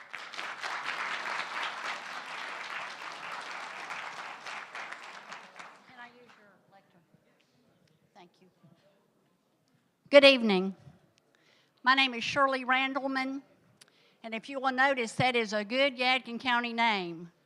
My in-laws lived in West Yadkin. My husband is here with me, and they ran the Randleman soybean market for 25 plus years. So they farmed all their lives. My husband farmed, but he and I now live in Wilkes County. I am a candidate for the North Carolina Senate to serve Senate District 36. That is Alexander, Surrey, Wilkes, and Yadkin counties. I am a Christian conservative. I am pro-life, and I am pro-gun. I served as the elected clerk of Superior Court in Wilkes County and worked in the court system for 34 years. My job was to help people. I did it every day. People came into the court system either when someone passed away, maybe they had a traffic ticket, and it was my job to help them maneuver the court system. In my role as a legislator, I could use my experience working with those people, and when we talked about legislation, I would say whether this was good for the people or whether it was bad for the people. Because a lot of times what they're considering in Raleigh may not be necessarily the right thing for the people of North Carolina. I've served in both the House and the Senate, and my practical experience allowed me to have input on those issues, knowing how they would affect individuals and businesses.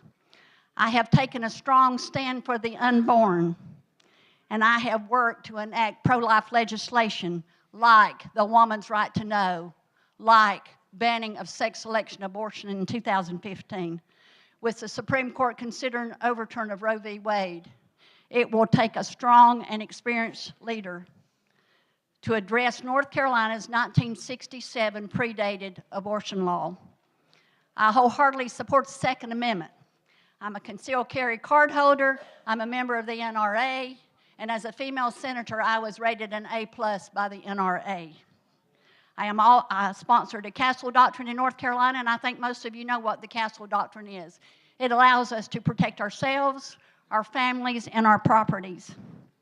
Also, we must continue to support our public safety officers, emergency management, and our medical personnel. Our seniors, and I can see several seniors in the audience, and I'm a senior as well. Many of our veterans are seniors, and I have worked extensively to make sure that seniors and veterans' Social Security is not taxed by North Carolina. I have stood up for seniors. I have also sponsored and enacted elder abuse laws that will prosecute those who would take advantage of our seniors. We must continue our efforts to restore our post-pandemic economy. You know, jobs are available.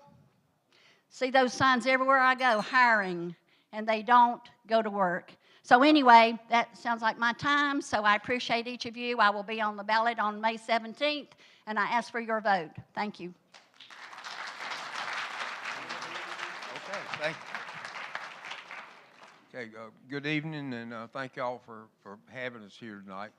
My name's Zachary. I think I know about 3/4 of you. I grew up here in Yadkinville, practiced law here for 46 years. I was mayor for 4 years, and a lot of you probably aren't old enough to even remember that, because that was a long time ago when I was mayor.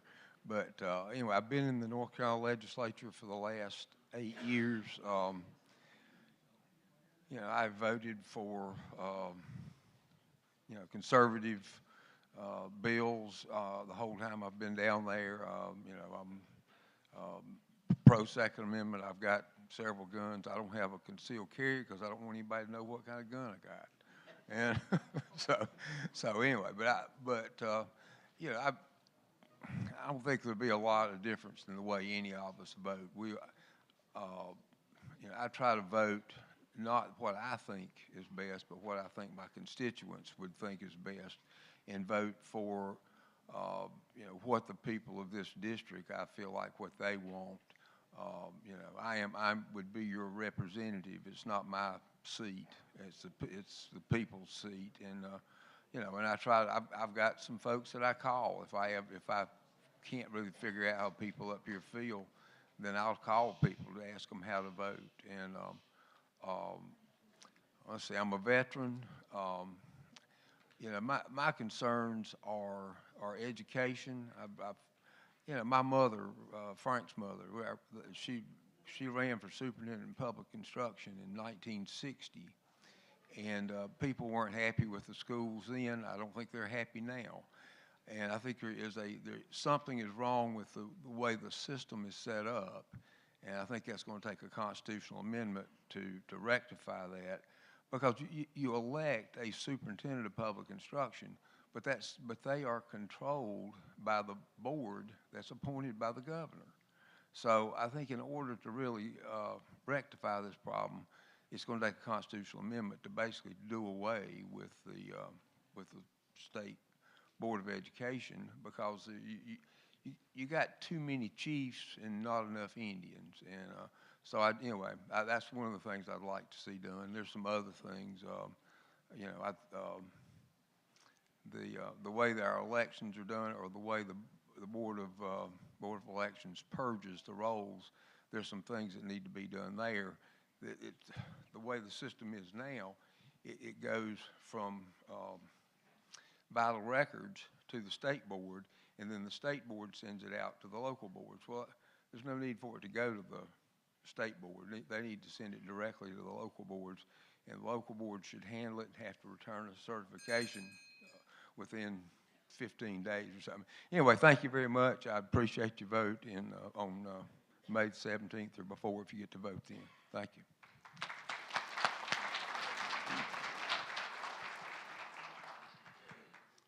Well, I don't want to get that bell rung, so I'm going to tell you real briefly who I am. A lot of people here, and the first thing in my life you need to know is, in September 25th, 1977, Jesus Christ saved my life as the first thing, and that means everything falls under that to me, everything, no matter what. I've been married to the same little gal for 42 years. We got together in eastern Wilkes County. We still live there. I was raised in Pleasant Ridge. The one end of Pleasant Ridge to the other, everybody had tobacco. Now, in Wilkes County, we call it backer. Y'all still call it tobacco down here, I think. Yeah, but it was backer in Wilkes County. I'm in the cattle business. I own New Line Printing Company in Elkin. I've been in business for over 30 years. I've made a payroll since 1990. It's been tough to make a payroll.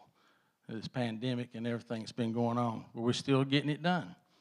I believe in my heart Donald Trump got more done as a businessman than any politician. I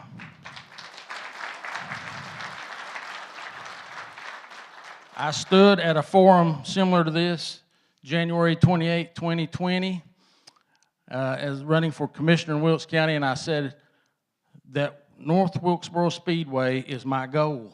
That is my goal. I've been working on it for 4 years. Well, we'll be racing in August this year. We'll be racing in September, have a truck race next year, because somebody went to Raleigh and fought and got us money. They got them money, $18 million, redo the track. We got money for gyms. You need to send somebody to Raleigh that will fight for Yadkin County, what Yadkin County needs. Their entire district. I'll do that. I will fight for you. I proved that as a commissioner. Go to settledforsenate.com. You can read what I've done. I complained about cattle prices. Donald Trump asked me to come to the White House. In 2019, I stood right beside of him. He's right here. He said, we have Eddie Settle, chairman of the Wilkes County Commissioners. Where are you, Eddie? I'm right here. And he thanked me and said, it's a big county. Signed a Japanese trade agreement. Our cattle prices are still not real high. If you're in the cattle business, you know it's a struggle. But we keep fighting the fight. So anyway, send me to Raleigh. I'll do the job. I'll do the work. I represent you in a proud way and in an honorable way. You won't have to be dishonored by me. Thank you, all of you. She's not going to get to ring that bell. I love all of you. Have a great night.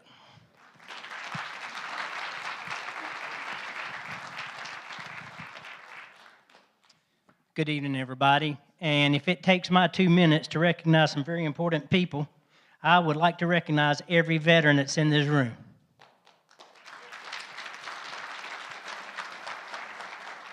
As you can see, I wear my badge proudly. It says, voting in honor of a veteran, my dad. Fought in World War II, Korea, and Vietnam. So I stand up for the military because I am from a military family. God bless you.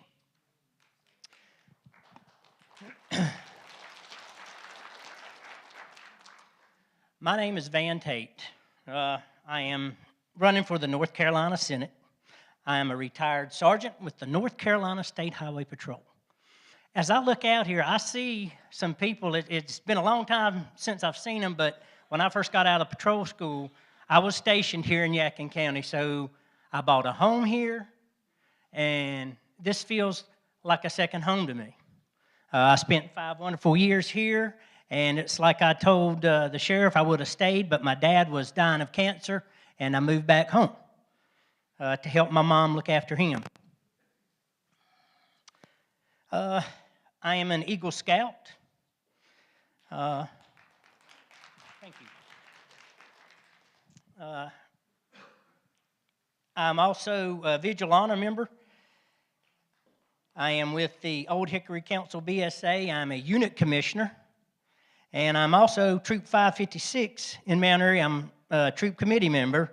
And I also sit on the Eagle Scout rank committee board.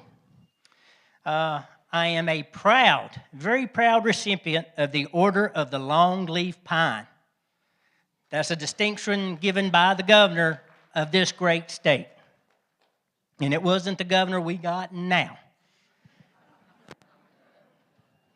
I was born in Kentucky, and I was awarded the Honorable Kentucky Colonel. I have been endorsed publicly by the North Carolina Troopers Association, which I am a proud member. My issues to go and fight for you is pro-Second Amendment. If I have a question about the Constitution, I keep it in my pocket. They're not going to take our guns away. Not here in North Carolina, because the North Carolina Constitution says what it says. And we don't need the federal government tapping in on us. This is our state, and we need to keep it that way, and I will fight for you. I will fight for pro-law enforcement and public safety. They need to be given the tools in their chest to use them and fight the crime that we have in our state. I'm sorry. I'll finish up by saying, listen, go to Vann Tate for Senate on Facebook.com, and you can follow me and what's going on. And I just want you to know that this is a new district, a new leadership, and what none other of my opponents say, integrity matters, and I will take it to the Senate and be an honest person for you.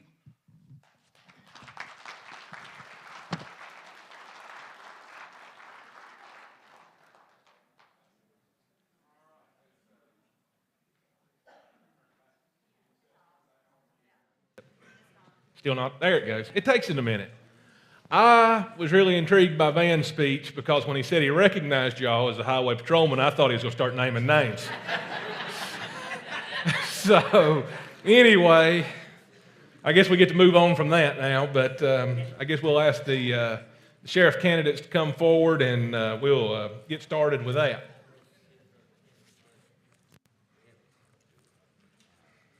I'm going to give those to you.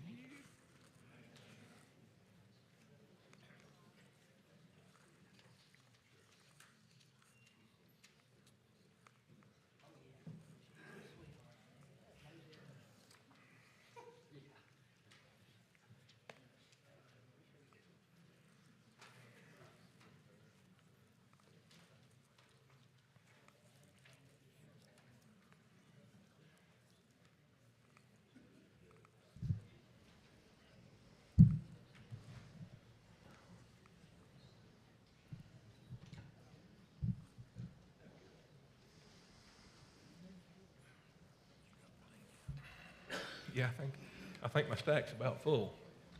I can't hold them all. The stack's got so thick. So, well, guys, appreciate you guys being here, taking the time. Again, as I said in the opening, we got a few more people in the room here.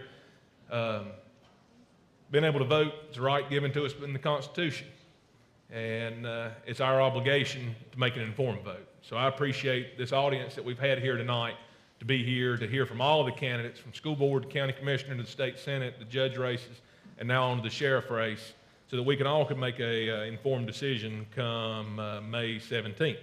And I appreciate you two taking the time to be here as well. Thank you, Justin. So we're going to go ahead and get started. And our first question is the one that was sent to you, and Mr. Smitherman, we'll start with you. It says, if elected, what is your vision for the office of sheriff of Yadkin County for the next 4 years? Thank you, Justin. Thank you, everybody, for being here. I'd like to preface the question of my vision by saying over a year ago, when my wife and I talked privately about, is this the right time to run? We knew at that point that it would absolutely be necessary, if we expect people to support us, that I have to get out here and we have to be in front of them. And that's what we've done for the last year. My wife and I have sat in over 2,500 homes. So with that being said, when I say my vision for the county, I'm speaking for all the many thousands of conversations that I've had over the last year. Our county wants a sheriff that's approachable. And I don't just mean put out a video. Hopefully a lot of you have seen my videos. Public forums like this, held by the sheriff's office and his command staff, to give the people a chance to speak to them. The employees need a leader instead of a boss. They need someone that goes the extra mile, that will ensure their safety and make that a priority. We can't afford to send our deputies out here with out-of-date equipment. So my vision for the sheriff's office is they absolutely will not have to worry about that. They will know that the sheriff is 100% behind them, and the citizens will be informed. Thank you, Justin. Thank you, Mr. Smitherman. Sheriff Oliver. Thank you, Justin. I'd like to thank the Chamber of Commerce, Maplewood Baptist Church, for hosting this event, giving us an opportunity to speak to the citizens of the county and hopefully put some truthful information out to you. I would first off say that I'm Rick Oliver, the sheriff here in Yadkin County. Me and my wife, Monta, are lifelong residents of Yadkin County. And I grew up in the western part of the county, working in the tobacco fields, learning a good work ethic out there. And if you've never worked in one, you need to try it one time. It'll teach you something. With that being said, I started my community service at age 16 with the West Yadkin Volunteer Fire Department, and then started my career in law enforcement at 18 when I went to work as a telecommunicator for the Yadkin County Sheriff's Office. Since that time, I've pretty much devoted the last 45 years of my life to law enforcement, not only to practicing as a deputy, as a communicator, as a detention officer, and a drug enforcement officer, and an administrator, but also I have worked with the communities. I have promoted a lot of different fundraisers here in this county, and I think that's what it takes, not to say to you that I'm committed to this community, but to prove it over the last 45 years on the many things that I've done. I'm in it for the long haul. I mean, I'm not a politician either. I'm a career law enforcement officer, and I believe in what we do. One of the reasons I'm running for sheriff is when I came into this office, there was a lot of rebuilding that needed to be done, and I worked very hard to bring forth a professional law enforcement agency with well-trained officers, and I worked very hard at that.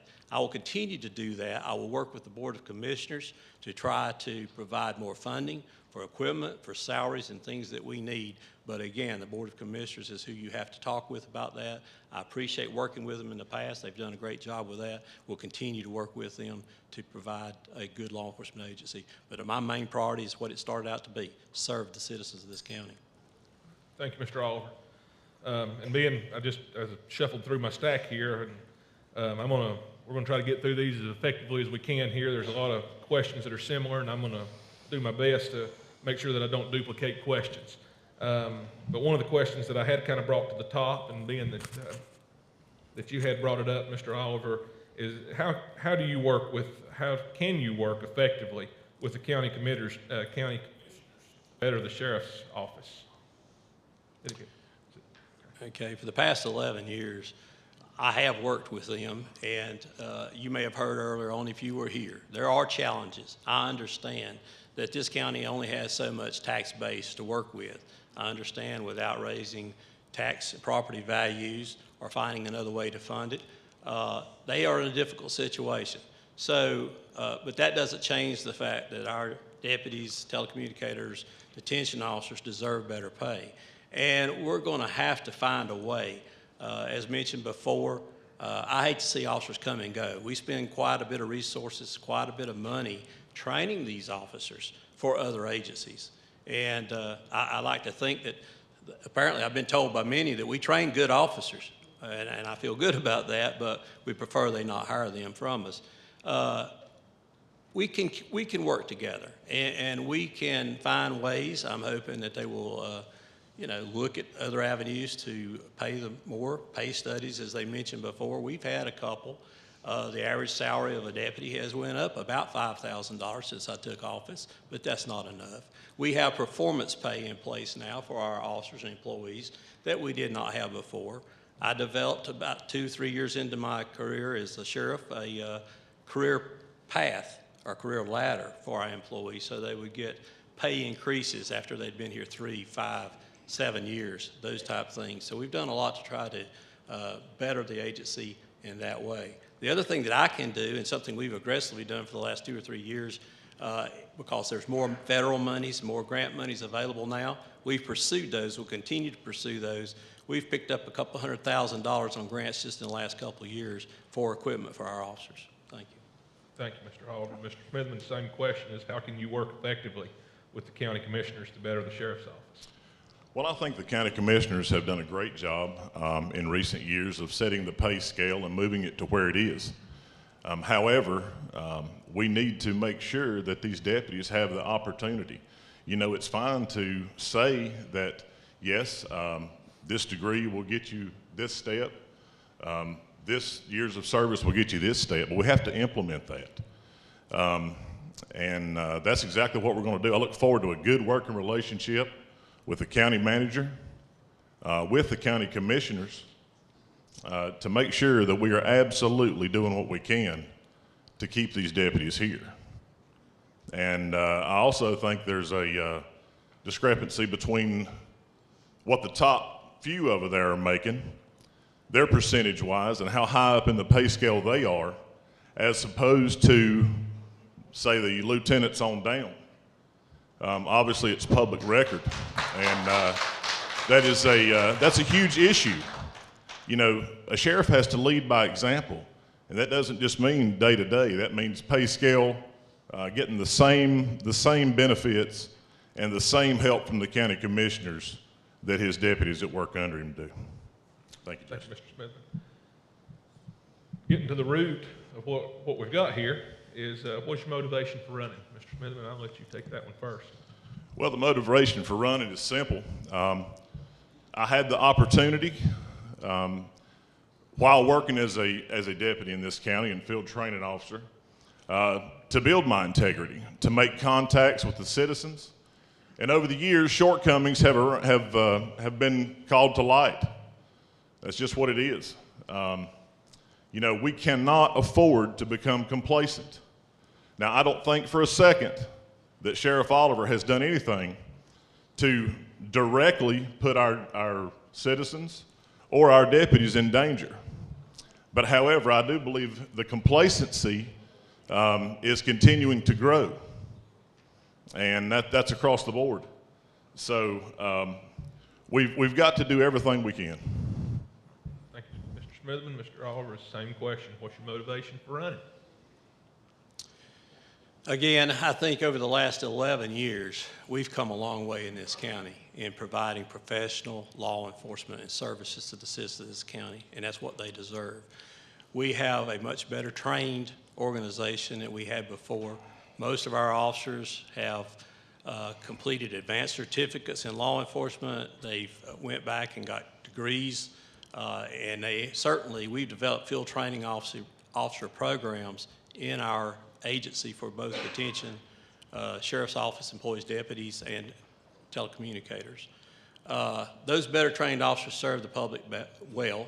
Along with that, we don't want to back up. We don't want to go back to where we were. We've spent a lot of time and effort in bringing our sheriff's office forward. My motivation is to keep going in that direction. I feel that the county service, the citizens of this county deserve the best services available to them. And I feel that with my 45 years of experience, my education and background in management, we can do that.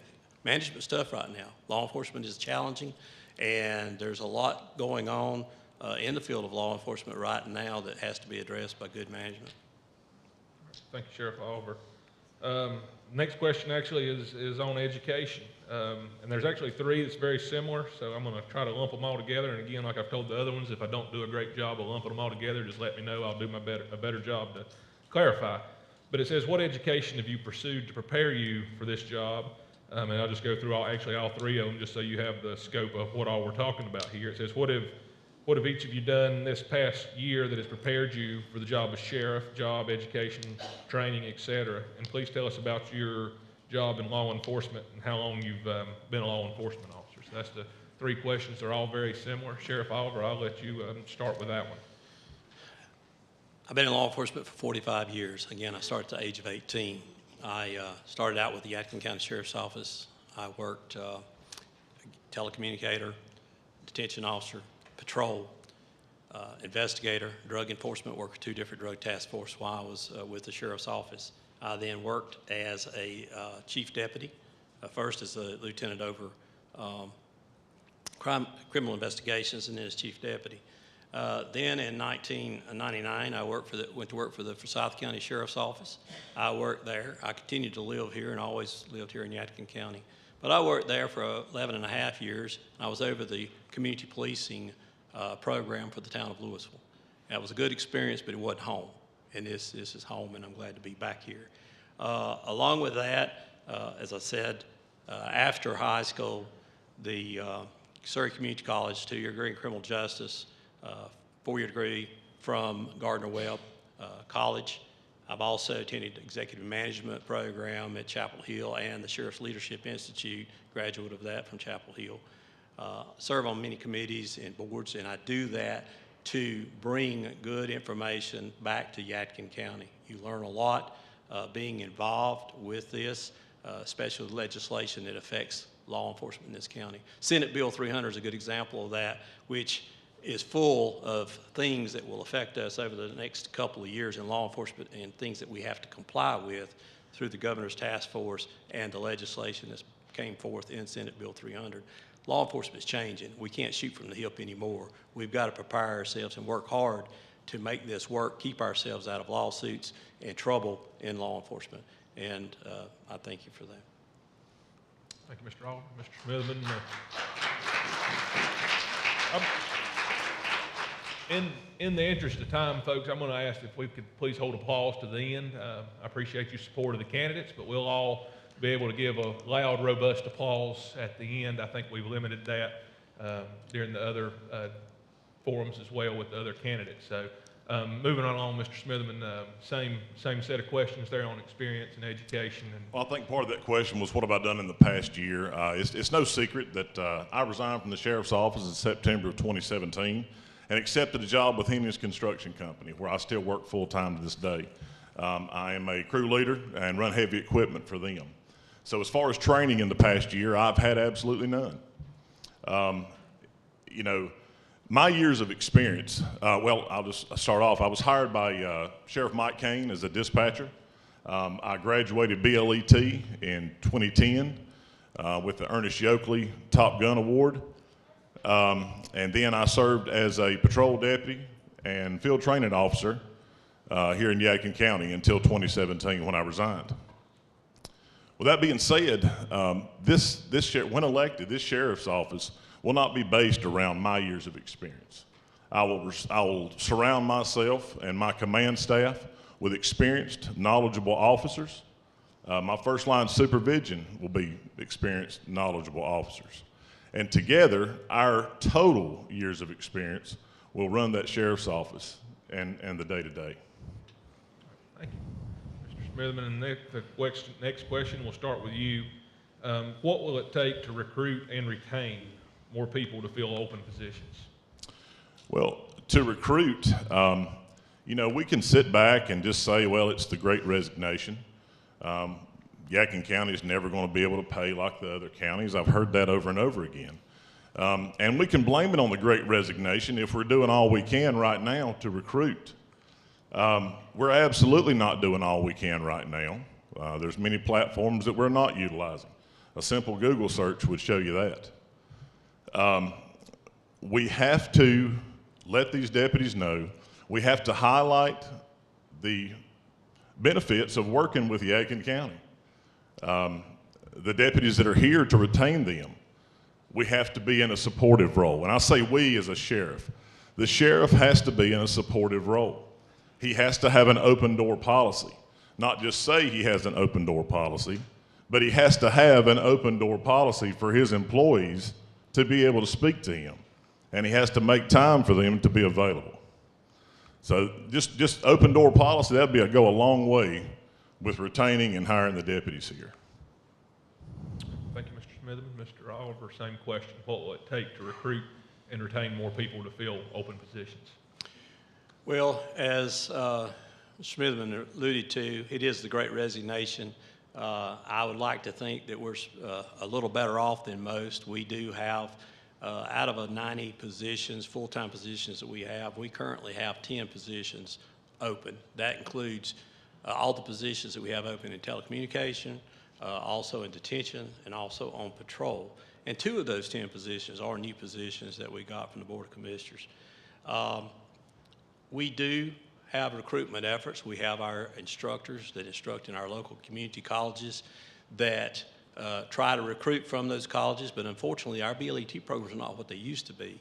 Years ago, when I taught BLET in our community colleges, we'd have at least 25 or 30 in every class.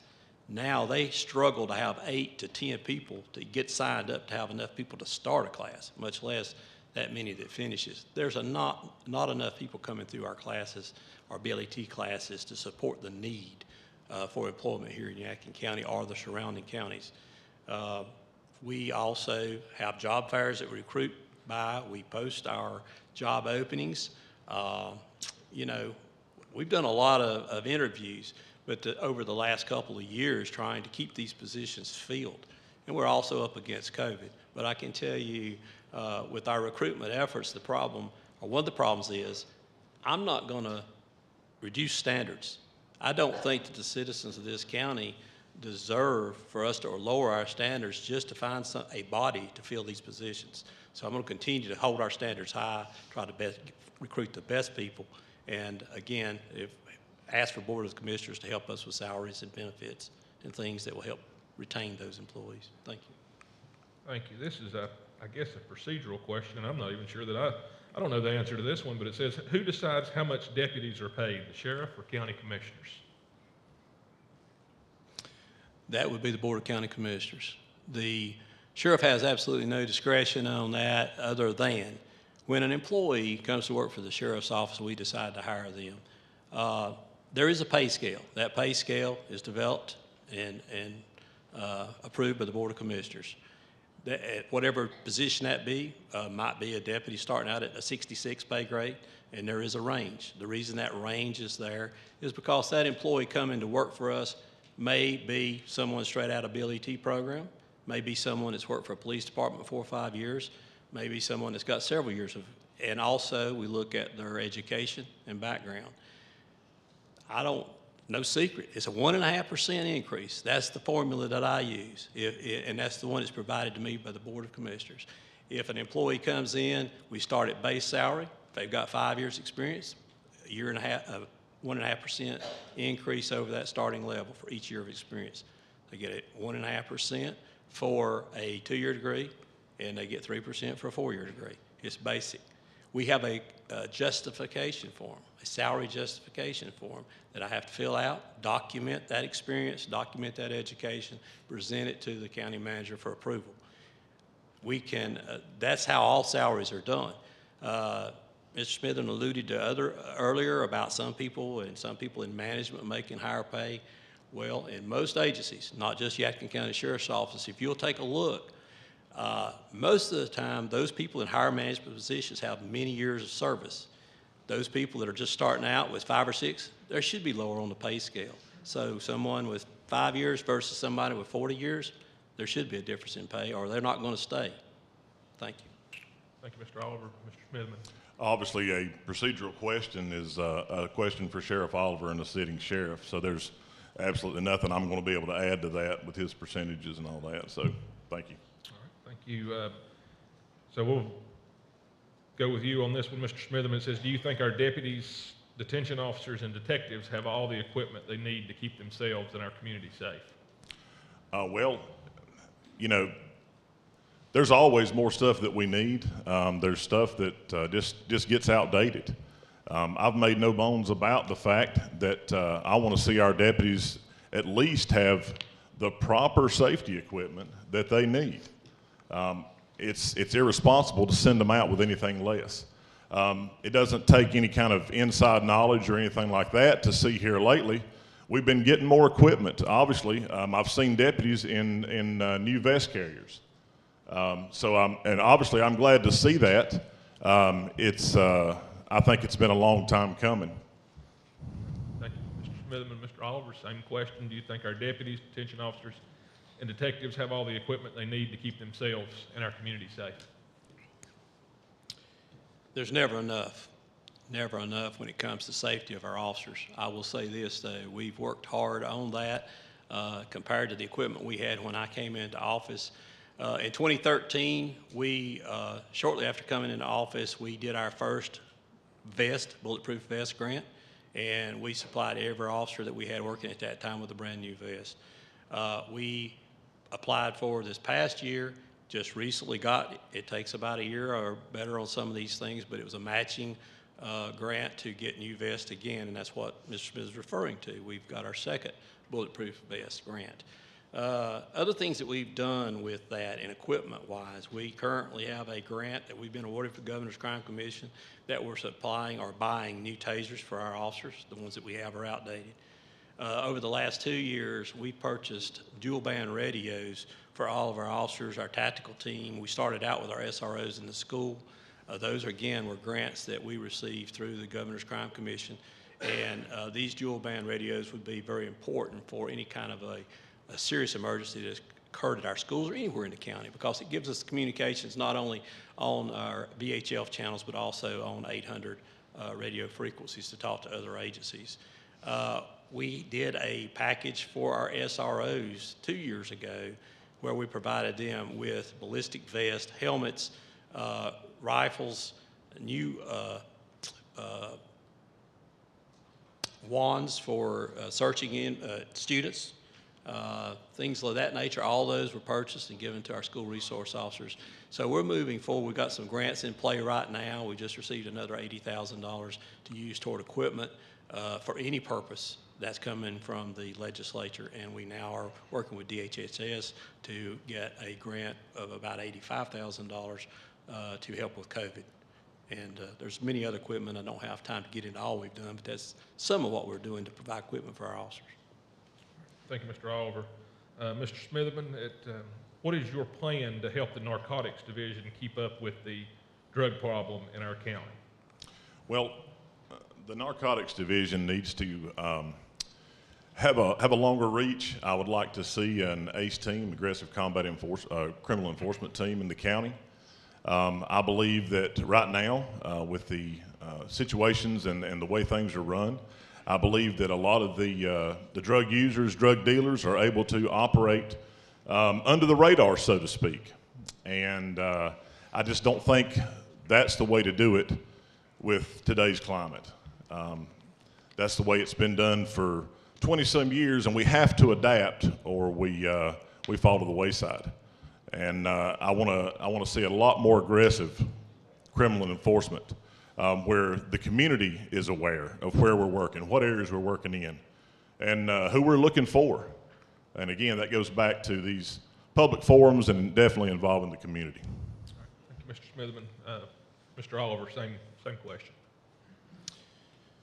When I took office, we had a interdiction team on I-77, 2 officers, one from the sheriff's office and one from the police department that were up there working every day trying to do interdiction. Not to say interdiction is not a good thing, but with that being said, our partners down the road, Iredell County's got one of the best interdiction teams around. Surrey County had interdiction teams running at the same time. So did many other agencies out there. So we were sort of getting the crumbs that might have got through. I'm one of these cost-effective type managements. I want to look at, I don't just want to hear what might work. I want to see it. I want to see the numbers and the data that show that it works. So I asked, show me the data. What have you done up there on I-77? I will say the first year they were up there, they made a few arrests, seized a little bit of money. Second year, a little bit less. The year that I took office and talked to them, there was about 1.5 ounces of marijuana that was seized all year. Look at the salaries of 2 officers sitting on I-77 who could be out here serving the citizens of this county, and that's all they got. I can do twice that any Saturday night by myself. So that's just not a cost-effective way of doing business. We have to look at other ways of doing it. Not to mention, my problem with that is those folks going up and down I-77, if you're just in it for the money and assets, that's okay. But if you're really looking at who's selling Bobby or Johnny down the street drugs, you need to look at our local drug dealers. And that's what we done. We changed how we were doing business. As far as aggressive enforcement, we've, since I took office, made over 2,700 drug arrests in this county. And we're continuing to work hard. We do 2 or 3 roundups every year, not just on election years, and you can look back if you would. We're very transparent about that, and our transparency, one of the things we've done is an annual report every year talking about what we've done in this county as a sheriff's office. Feel free to look at those statistics, those graphs to show what we've done and will continue to do for the citizens of this county. Thank you. All right, thank you, Mr. Oliver. Just kind of keeping on the crime topic here, in what ways would you work to curb domestic violence in Yadkin County? Sheriff. We need to continue to work on drugs for one thing, because I've always said that about 85 to 90% of the crimes and reports that we take have something to do with alcohol or drugs. So we need to work with that. We need to work with our domestic violence programs. What I would like to have is enough staff to provide a domestic violence officer that is basically focuses on each shift, that goes back out, follows up with these domestic violence calls. It's frustrating to go to the same house or same resident weekend after weekend every time there's a little argument, and you know, we need to address that. And if there needs to be some counseling, or if there are assaults taking place or some crime that's being committed, these officers can work with them to get them to the appropriate resources that they need to address the problem, not continue just to put Band-Aids on that. And domestic violence is a serious problem. Most all of our homicides in this county since I took office, with the exception of 2, have been drug-related. 2 have been domestic violence-related. So it is a difficult thing, and it's a difficult topic, but we saw it firsthand. Our numbers went up quite a bit during COVID. Kids at home, everybody's at home, nobody's working, getting on each other's nerves, I guess. So but our domestic violence calls definitely went up during that period of time. So that's just a couple things we can do: work with domestic violence programs, counseling, and potentially provide officers. Those officers could also follow up on investigations that our patrol officers do at night to see if there's other needs there. Thank you. Thank you, Mr. Oliver. So, Mr. Smitherman, same question. What ways would you work to curb domestic violence in Yadkin County? Well, Justin, I agree with him. Domestic violence is a very serious issue, and a lot of that, again, I agree with him. It goes back to staffing. We've got to keep people here, and we've got to make sure these deputies know to recognize. They have the proper training, and we can put a stop to it if it's counseling. Again, like he said, want to work with the county commissioners to make for sure that we're doing everything we can to have all the staff and all the deputies so we can cover all these areas and serve these citizens. Thank you, Mr. Smitherman. next question we'll start with you on is, what are your feelings about the K-9 program, pros or cons? Very pro. You know, when I first started, we had a K-9. It was shortly thereafter retired. Now, I'm not talking about a K-9 program where we're making traffic stops day in and day out and calling the K-9 out every time to try to run around the car and find little small bags of drugs or something like that and inconveniencing people just for that reason, just to show it off. But a multi-use K-9 is very beneficial. All the counties around, to my knowledge, benefit from a K-9 program, and it's not hard to find all the big busts that they have, and they usually have that beautiful dog sitting right there and giving him credit for it. So we definitely need to look into that. That's obviously something that myself, when elected, the county manager and the county commissioners will work hard on. I will have someone under my employee that is very fluent with grant writing, and if that's the direction we take, that's exactly what we'll do. But I'm very pro K-9. Thank you, Mr. Smitherman. Mr. Oliver, same question about your feelings about the K-9 program, pros or cons. Well, I love K-9s. I've got a beautiful yellow lab, and he's special to me.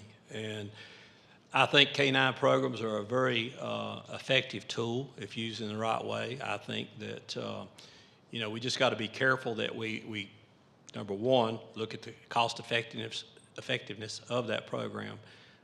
Again, when I came into office, we did have 2 K-9s in the county from the previous administration.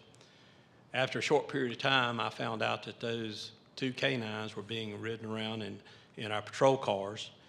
And talking to those officers, those K-9s had not been trained, nor had the officers been trained in the proper use of those K-9s. That was a huge liability for this county if they had bitten someone or whatever else. I understand that the previous administration had K-9 business and was bringing those into the county, but I don't have that. But I do feel like there is a purpose for those. And as a matter of fact, we have talked with various K-9 handlers and others. It's something we would look at. But because of the cost of the program, because we are a small county and don't really have the extra manpower to do that right now, we've been utilizing the Department of Public Safety and other friends that we have mutual aid agreements with. We've never had a problem getting a K-9 on scene very quickly. The other thing DPS can provide to us is they can bring out 10, 12 K-9s, and we can do drug searches in both of our high schools at the same time, sort of try to defeat the cell phones and other things that they use to let everybody know there's a K-9 on campus. So we have those resources available to them. We use them. It doesn't cost us a lot to get that, and the other great thing about it is those folks use those dogs daily and train them. It takes a lot of training to keep those dogs sharp. We don't want to just ride around pets. We need good working dogs if we get them. Thank you. Thank you, Sheriff Oliver. We'll go to you on this next question. I think one of you has already mentioned grants. Escapes me on which one, but it says, how do you feel about grants to help with positions? Oh, I think grants they're great, and I think we're doing a lot right now. Like I said, we've drawn down a lot of money. There's a lot more money available in the last couple of years than there has been in the past. A lot of federal money is coming down. I've mentioned already the HHS grant that we've got related to COVID. One thing I didn't mention earlier, we because of CARES money, a little over a year ago, we were able to purchase, not with CARES money, but it made it available for us to purchase a body scanner for our detention center to work on keeping drugs out. And that not only does it keep the drugs, but also weapons out. It's a great tool, but without that money available to us, we'd have never been able. It's about $150,000 for that equipment, but it's worth it because it prevents drugs from being taken into the facility, overdoses within our facility, and also weapons getting in to protect our detention officers. I mentioned also the other legislative grant that we've got. We always, every year, apply for our Governor's Crime Commission grants, and those are very effective in getting, usually they're smaller, $35,000 or so per year, but that's been very beneficial. We're looking at a COPS grant now.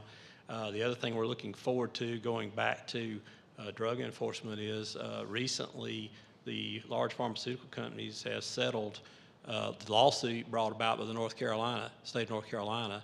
Many agencies signed on. I know Yadkin County was wise and signed on to that lawsuit, and that brought down $26 billion that will be distributed among the counties over the next 18 years. That money is to be used toward opioid use, and we're looking at some programs now to try to enhance education and other ways other than just enforcement to deal with our opioid problem using some of that funds. Thank you.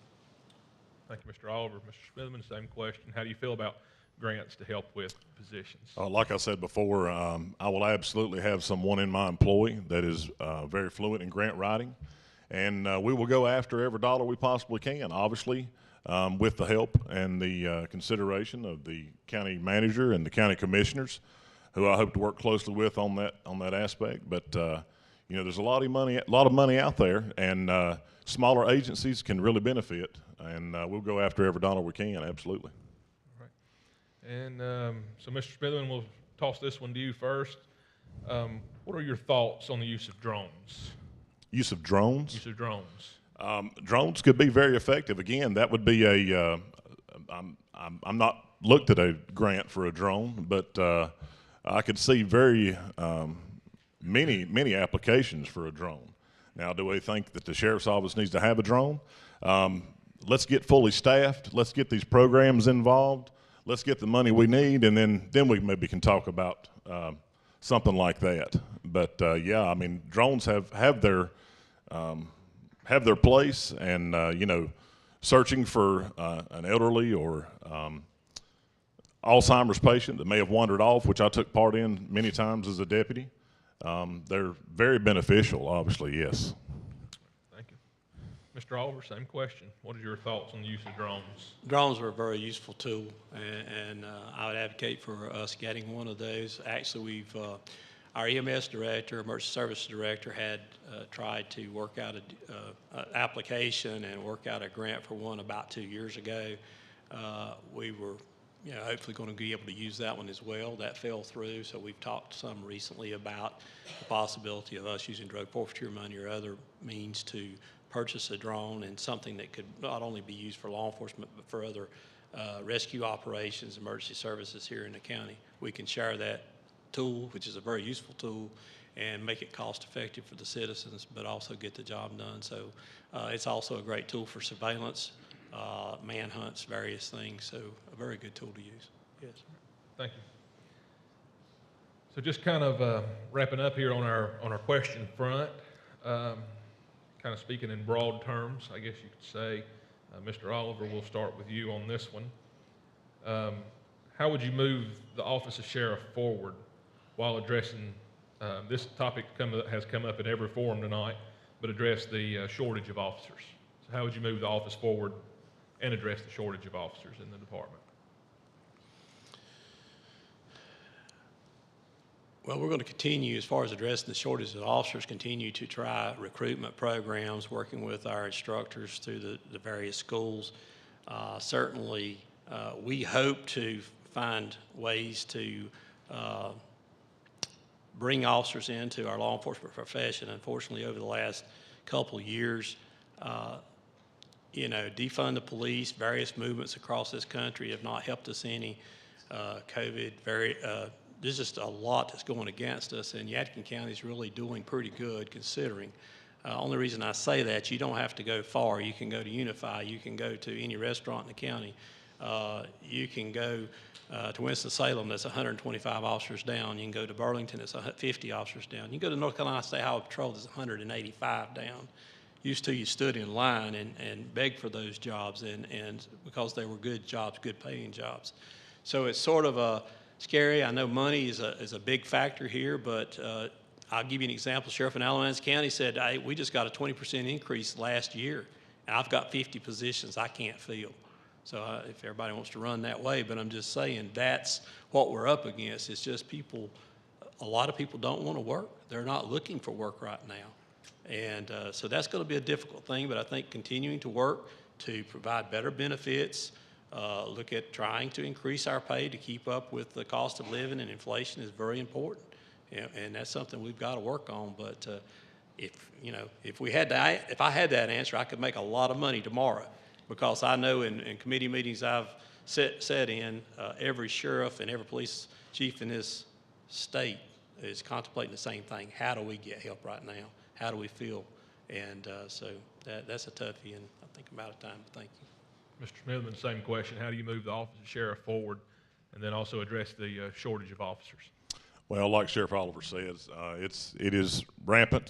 People don't want to work for a living. As you know, I'm in construction now, and we're shorthanded there. I can just assure you that when elected, I will be doing everything I possibly can. And that's the only promise I can make to you, and it will be evident that I'm doing everything I possibly can to fill these spots and to get the coverage we need. Thank you for that. We've made it through the stack of questions. So at this time, according to the rule sheet, get a 2-minute closing statement. I'll let y'all, like we've done in the past, go in voluntary orders. It's a little different with just the 2 of you versus 4 or 5. So it's up to you, bud. Go for it. Well, I wrote a few words down, and mine chimed in at about 3 minutes and 30 seconds. If I don't get through it, I'll definitely post it on the video on Facebook later on. But regardless of what you folks have gathered from these questions and answers tonight, whether anything tonight changed your mind or cemented a pre-existing notion, maybe you still have a decision to make in the upcoming month. Oh, sorry. How about now? I'd like to close with an important message. The citizens of Yadkin County need a sheriff that's willing to tackle all the challenges that currently face us.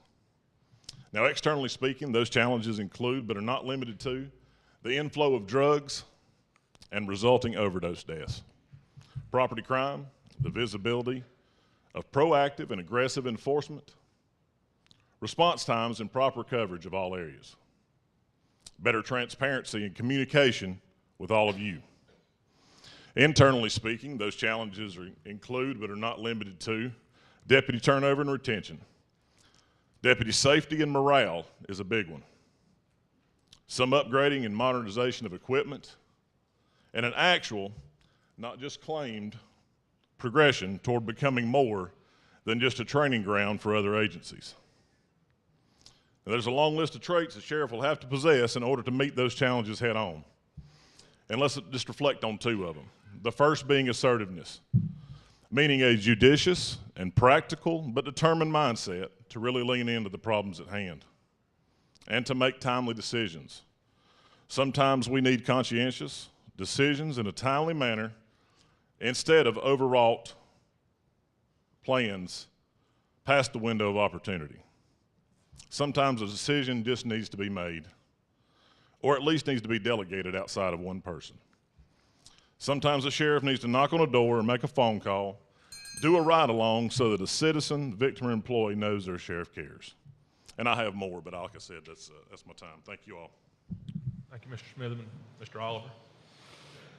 Again, I would like to thank everybody for coming out tonight. I think it's important, not only that the ones that are here, but everyone in this county inform themselves, educate themselves on both the qualifications of the 2 candidates here and what they have to offer.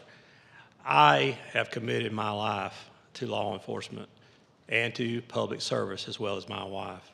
I feel like that I have, through my education, training, and experience, done all I could to provide you with one of the best sheriffs that you could possibly have.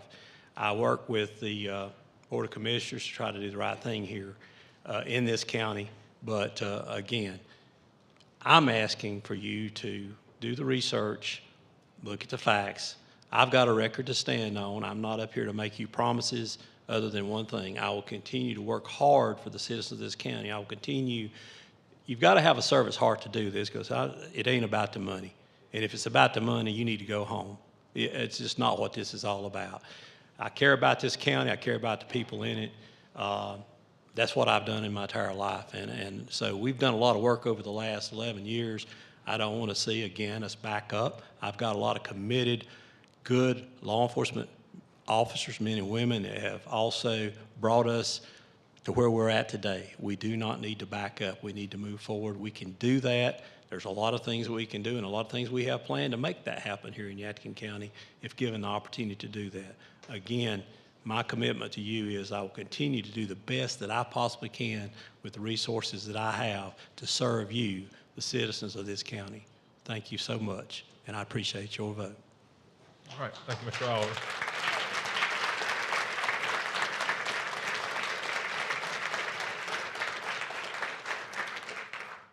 Just a few housekeeping things as we prepare to depart here. Early voting begins April 28th upstairs in the Permitting and Planning and Elections Building, and early voting ends May 14th.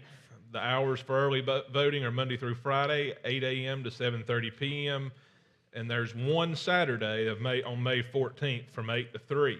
So keep that in mind. The primary date is May 17th. There are refreshments in the foyer. I hope that everybody will stick around because my wife has a big pan of meatballs, and if y'all don't eat those, then I have to eat them this week. And I'm not a leftovers kind of guy.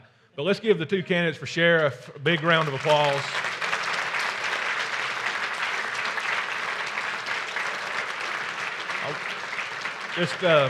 I also want to say, just in wrapping up and closing, and Bobby's got some comments here too, you know, it's not easy to put yourself out there, whether it's school board, county commissioner. So, you know, all these candidates have stepped up before you here, a packed house tonight.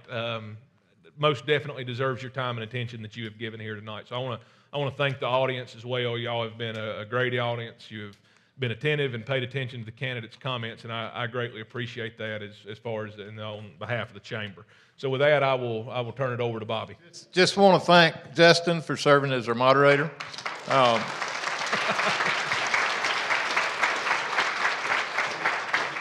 As I've often heard, he was voluntold that he was going to do this.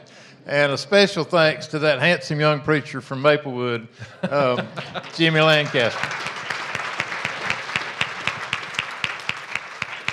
Thanks for being here. We appreciate it. Thank you, Nick. Appreciate it. Appreciate you being here.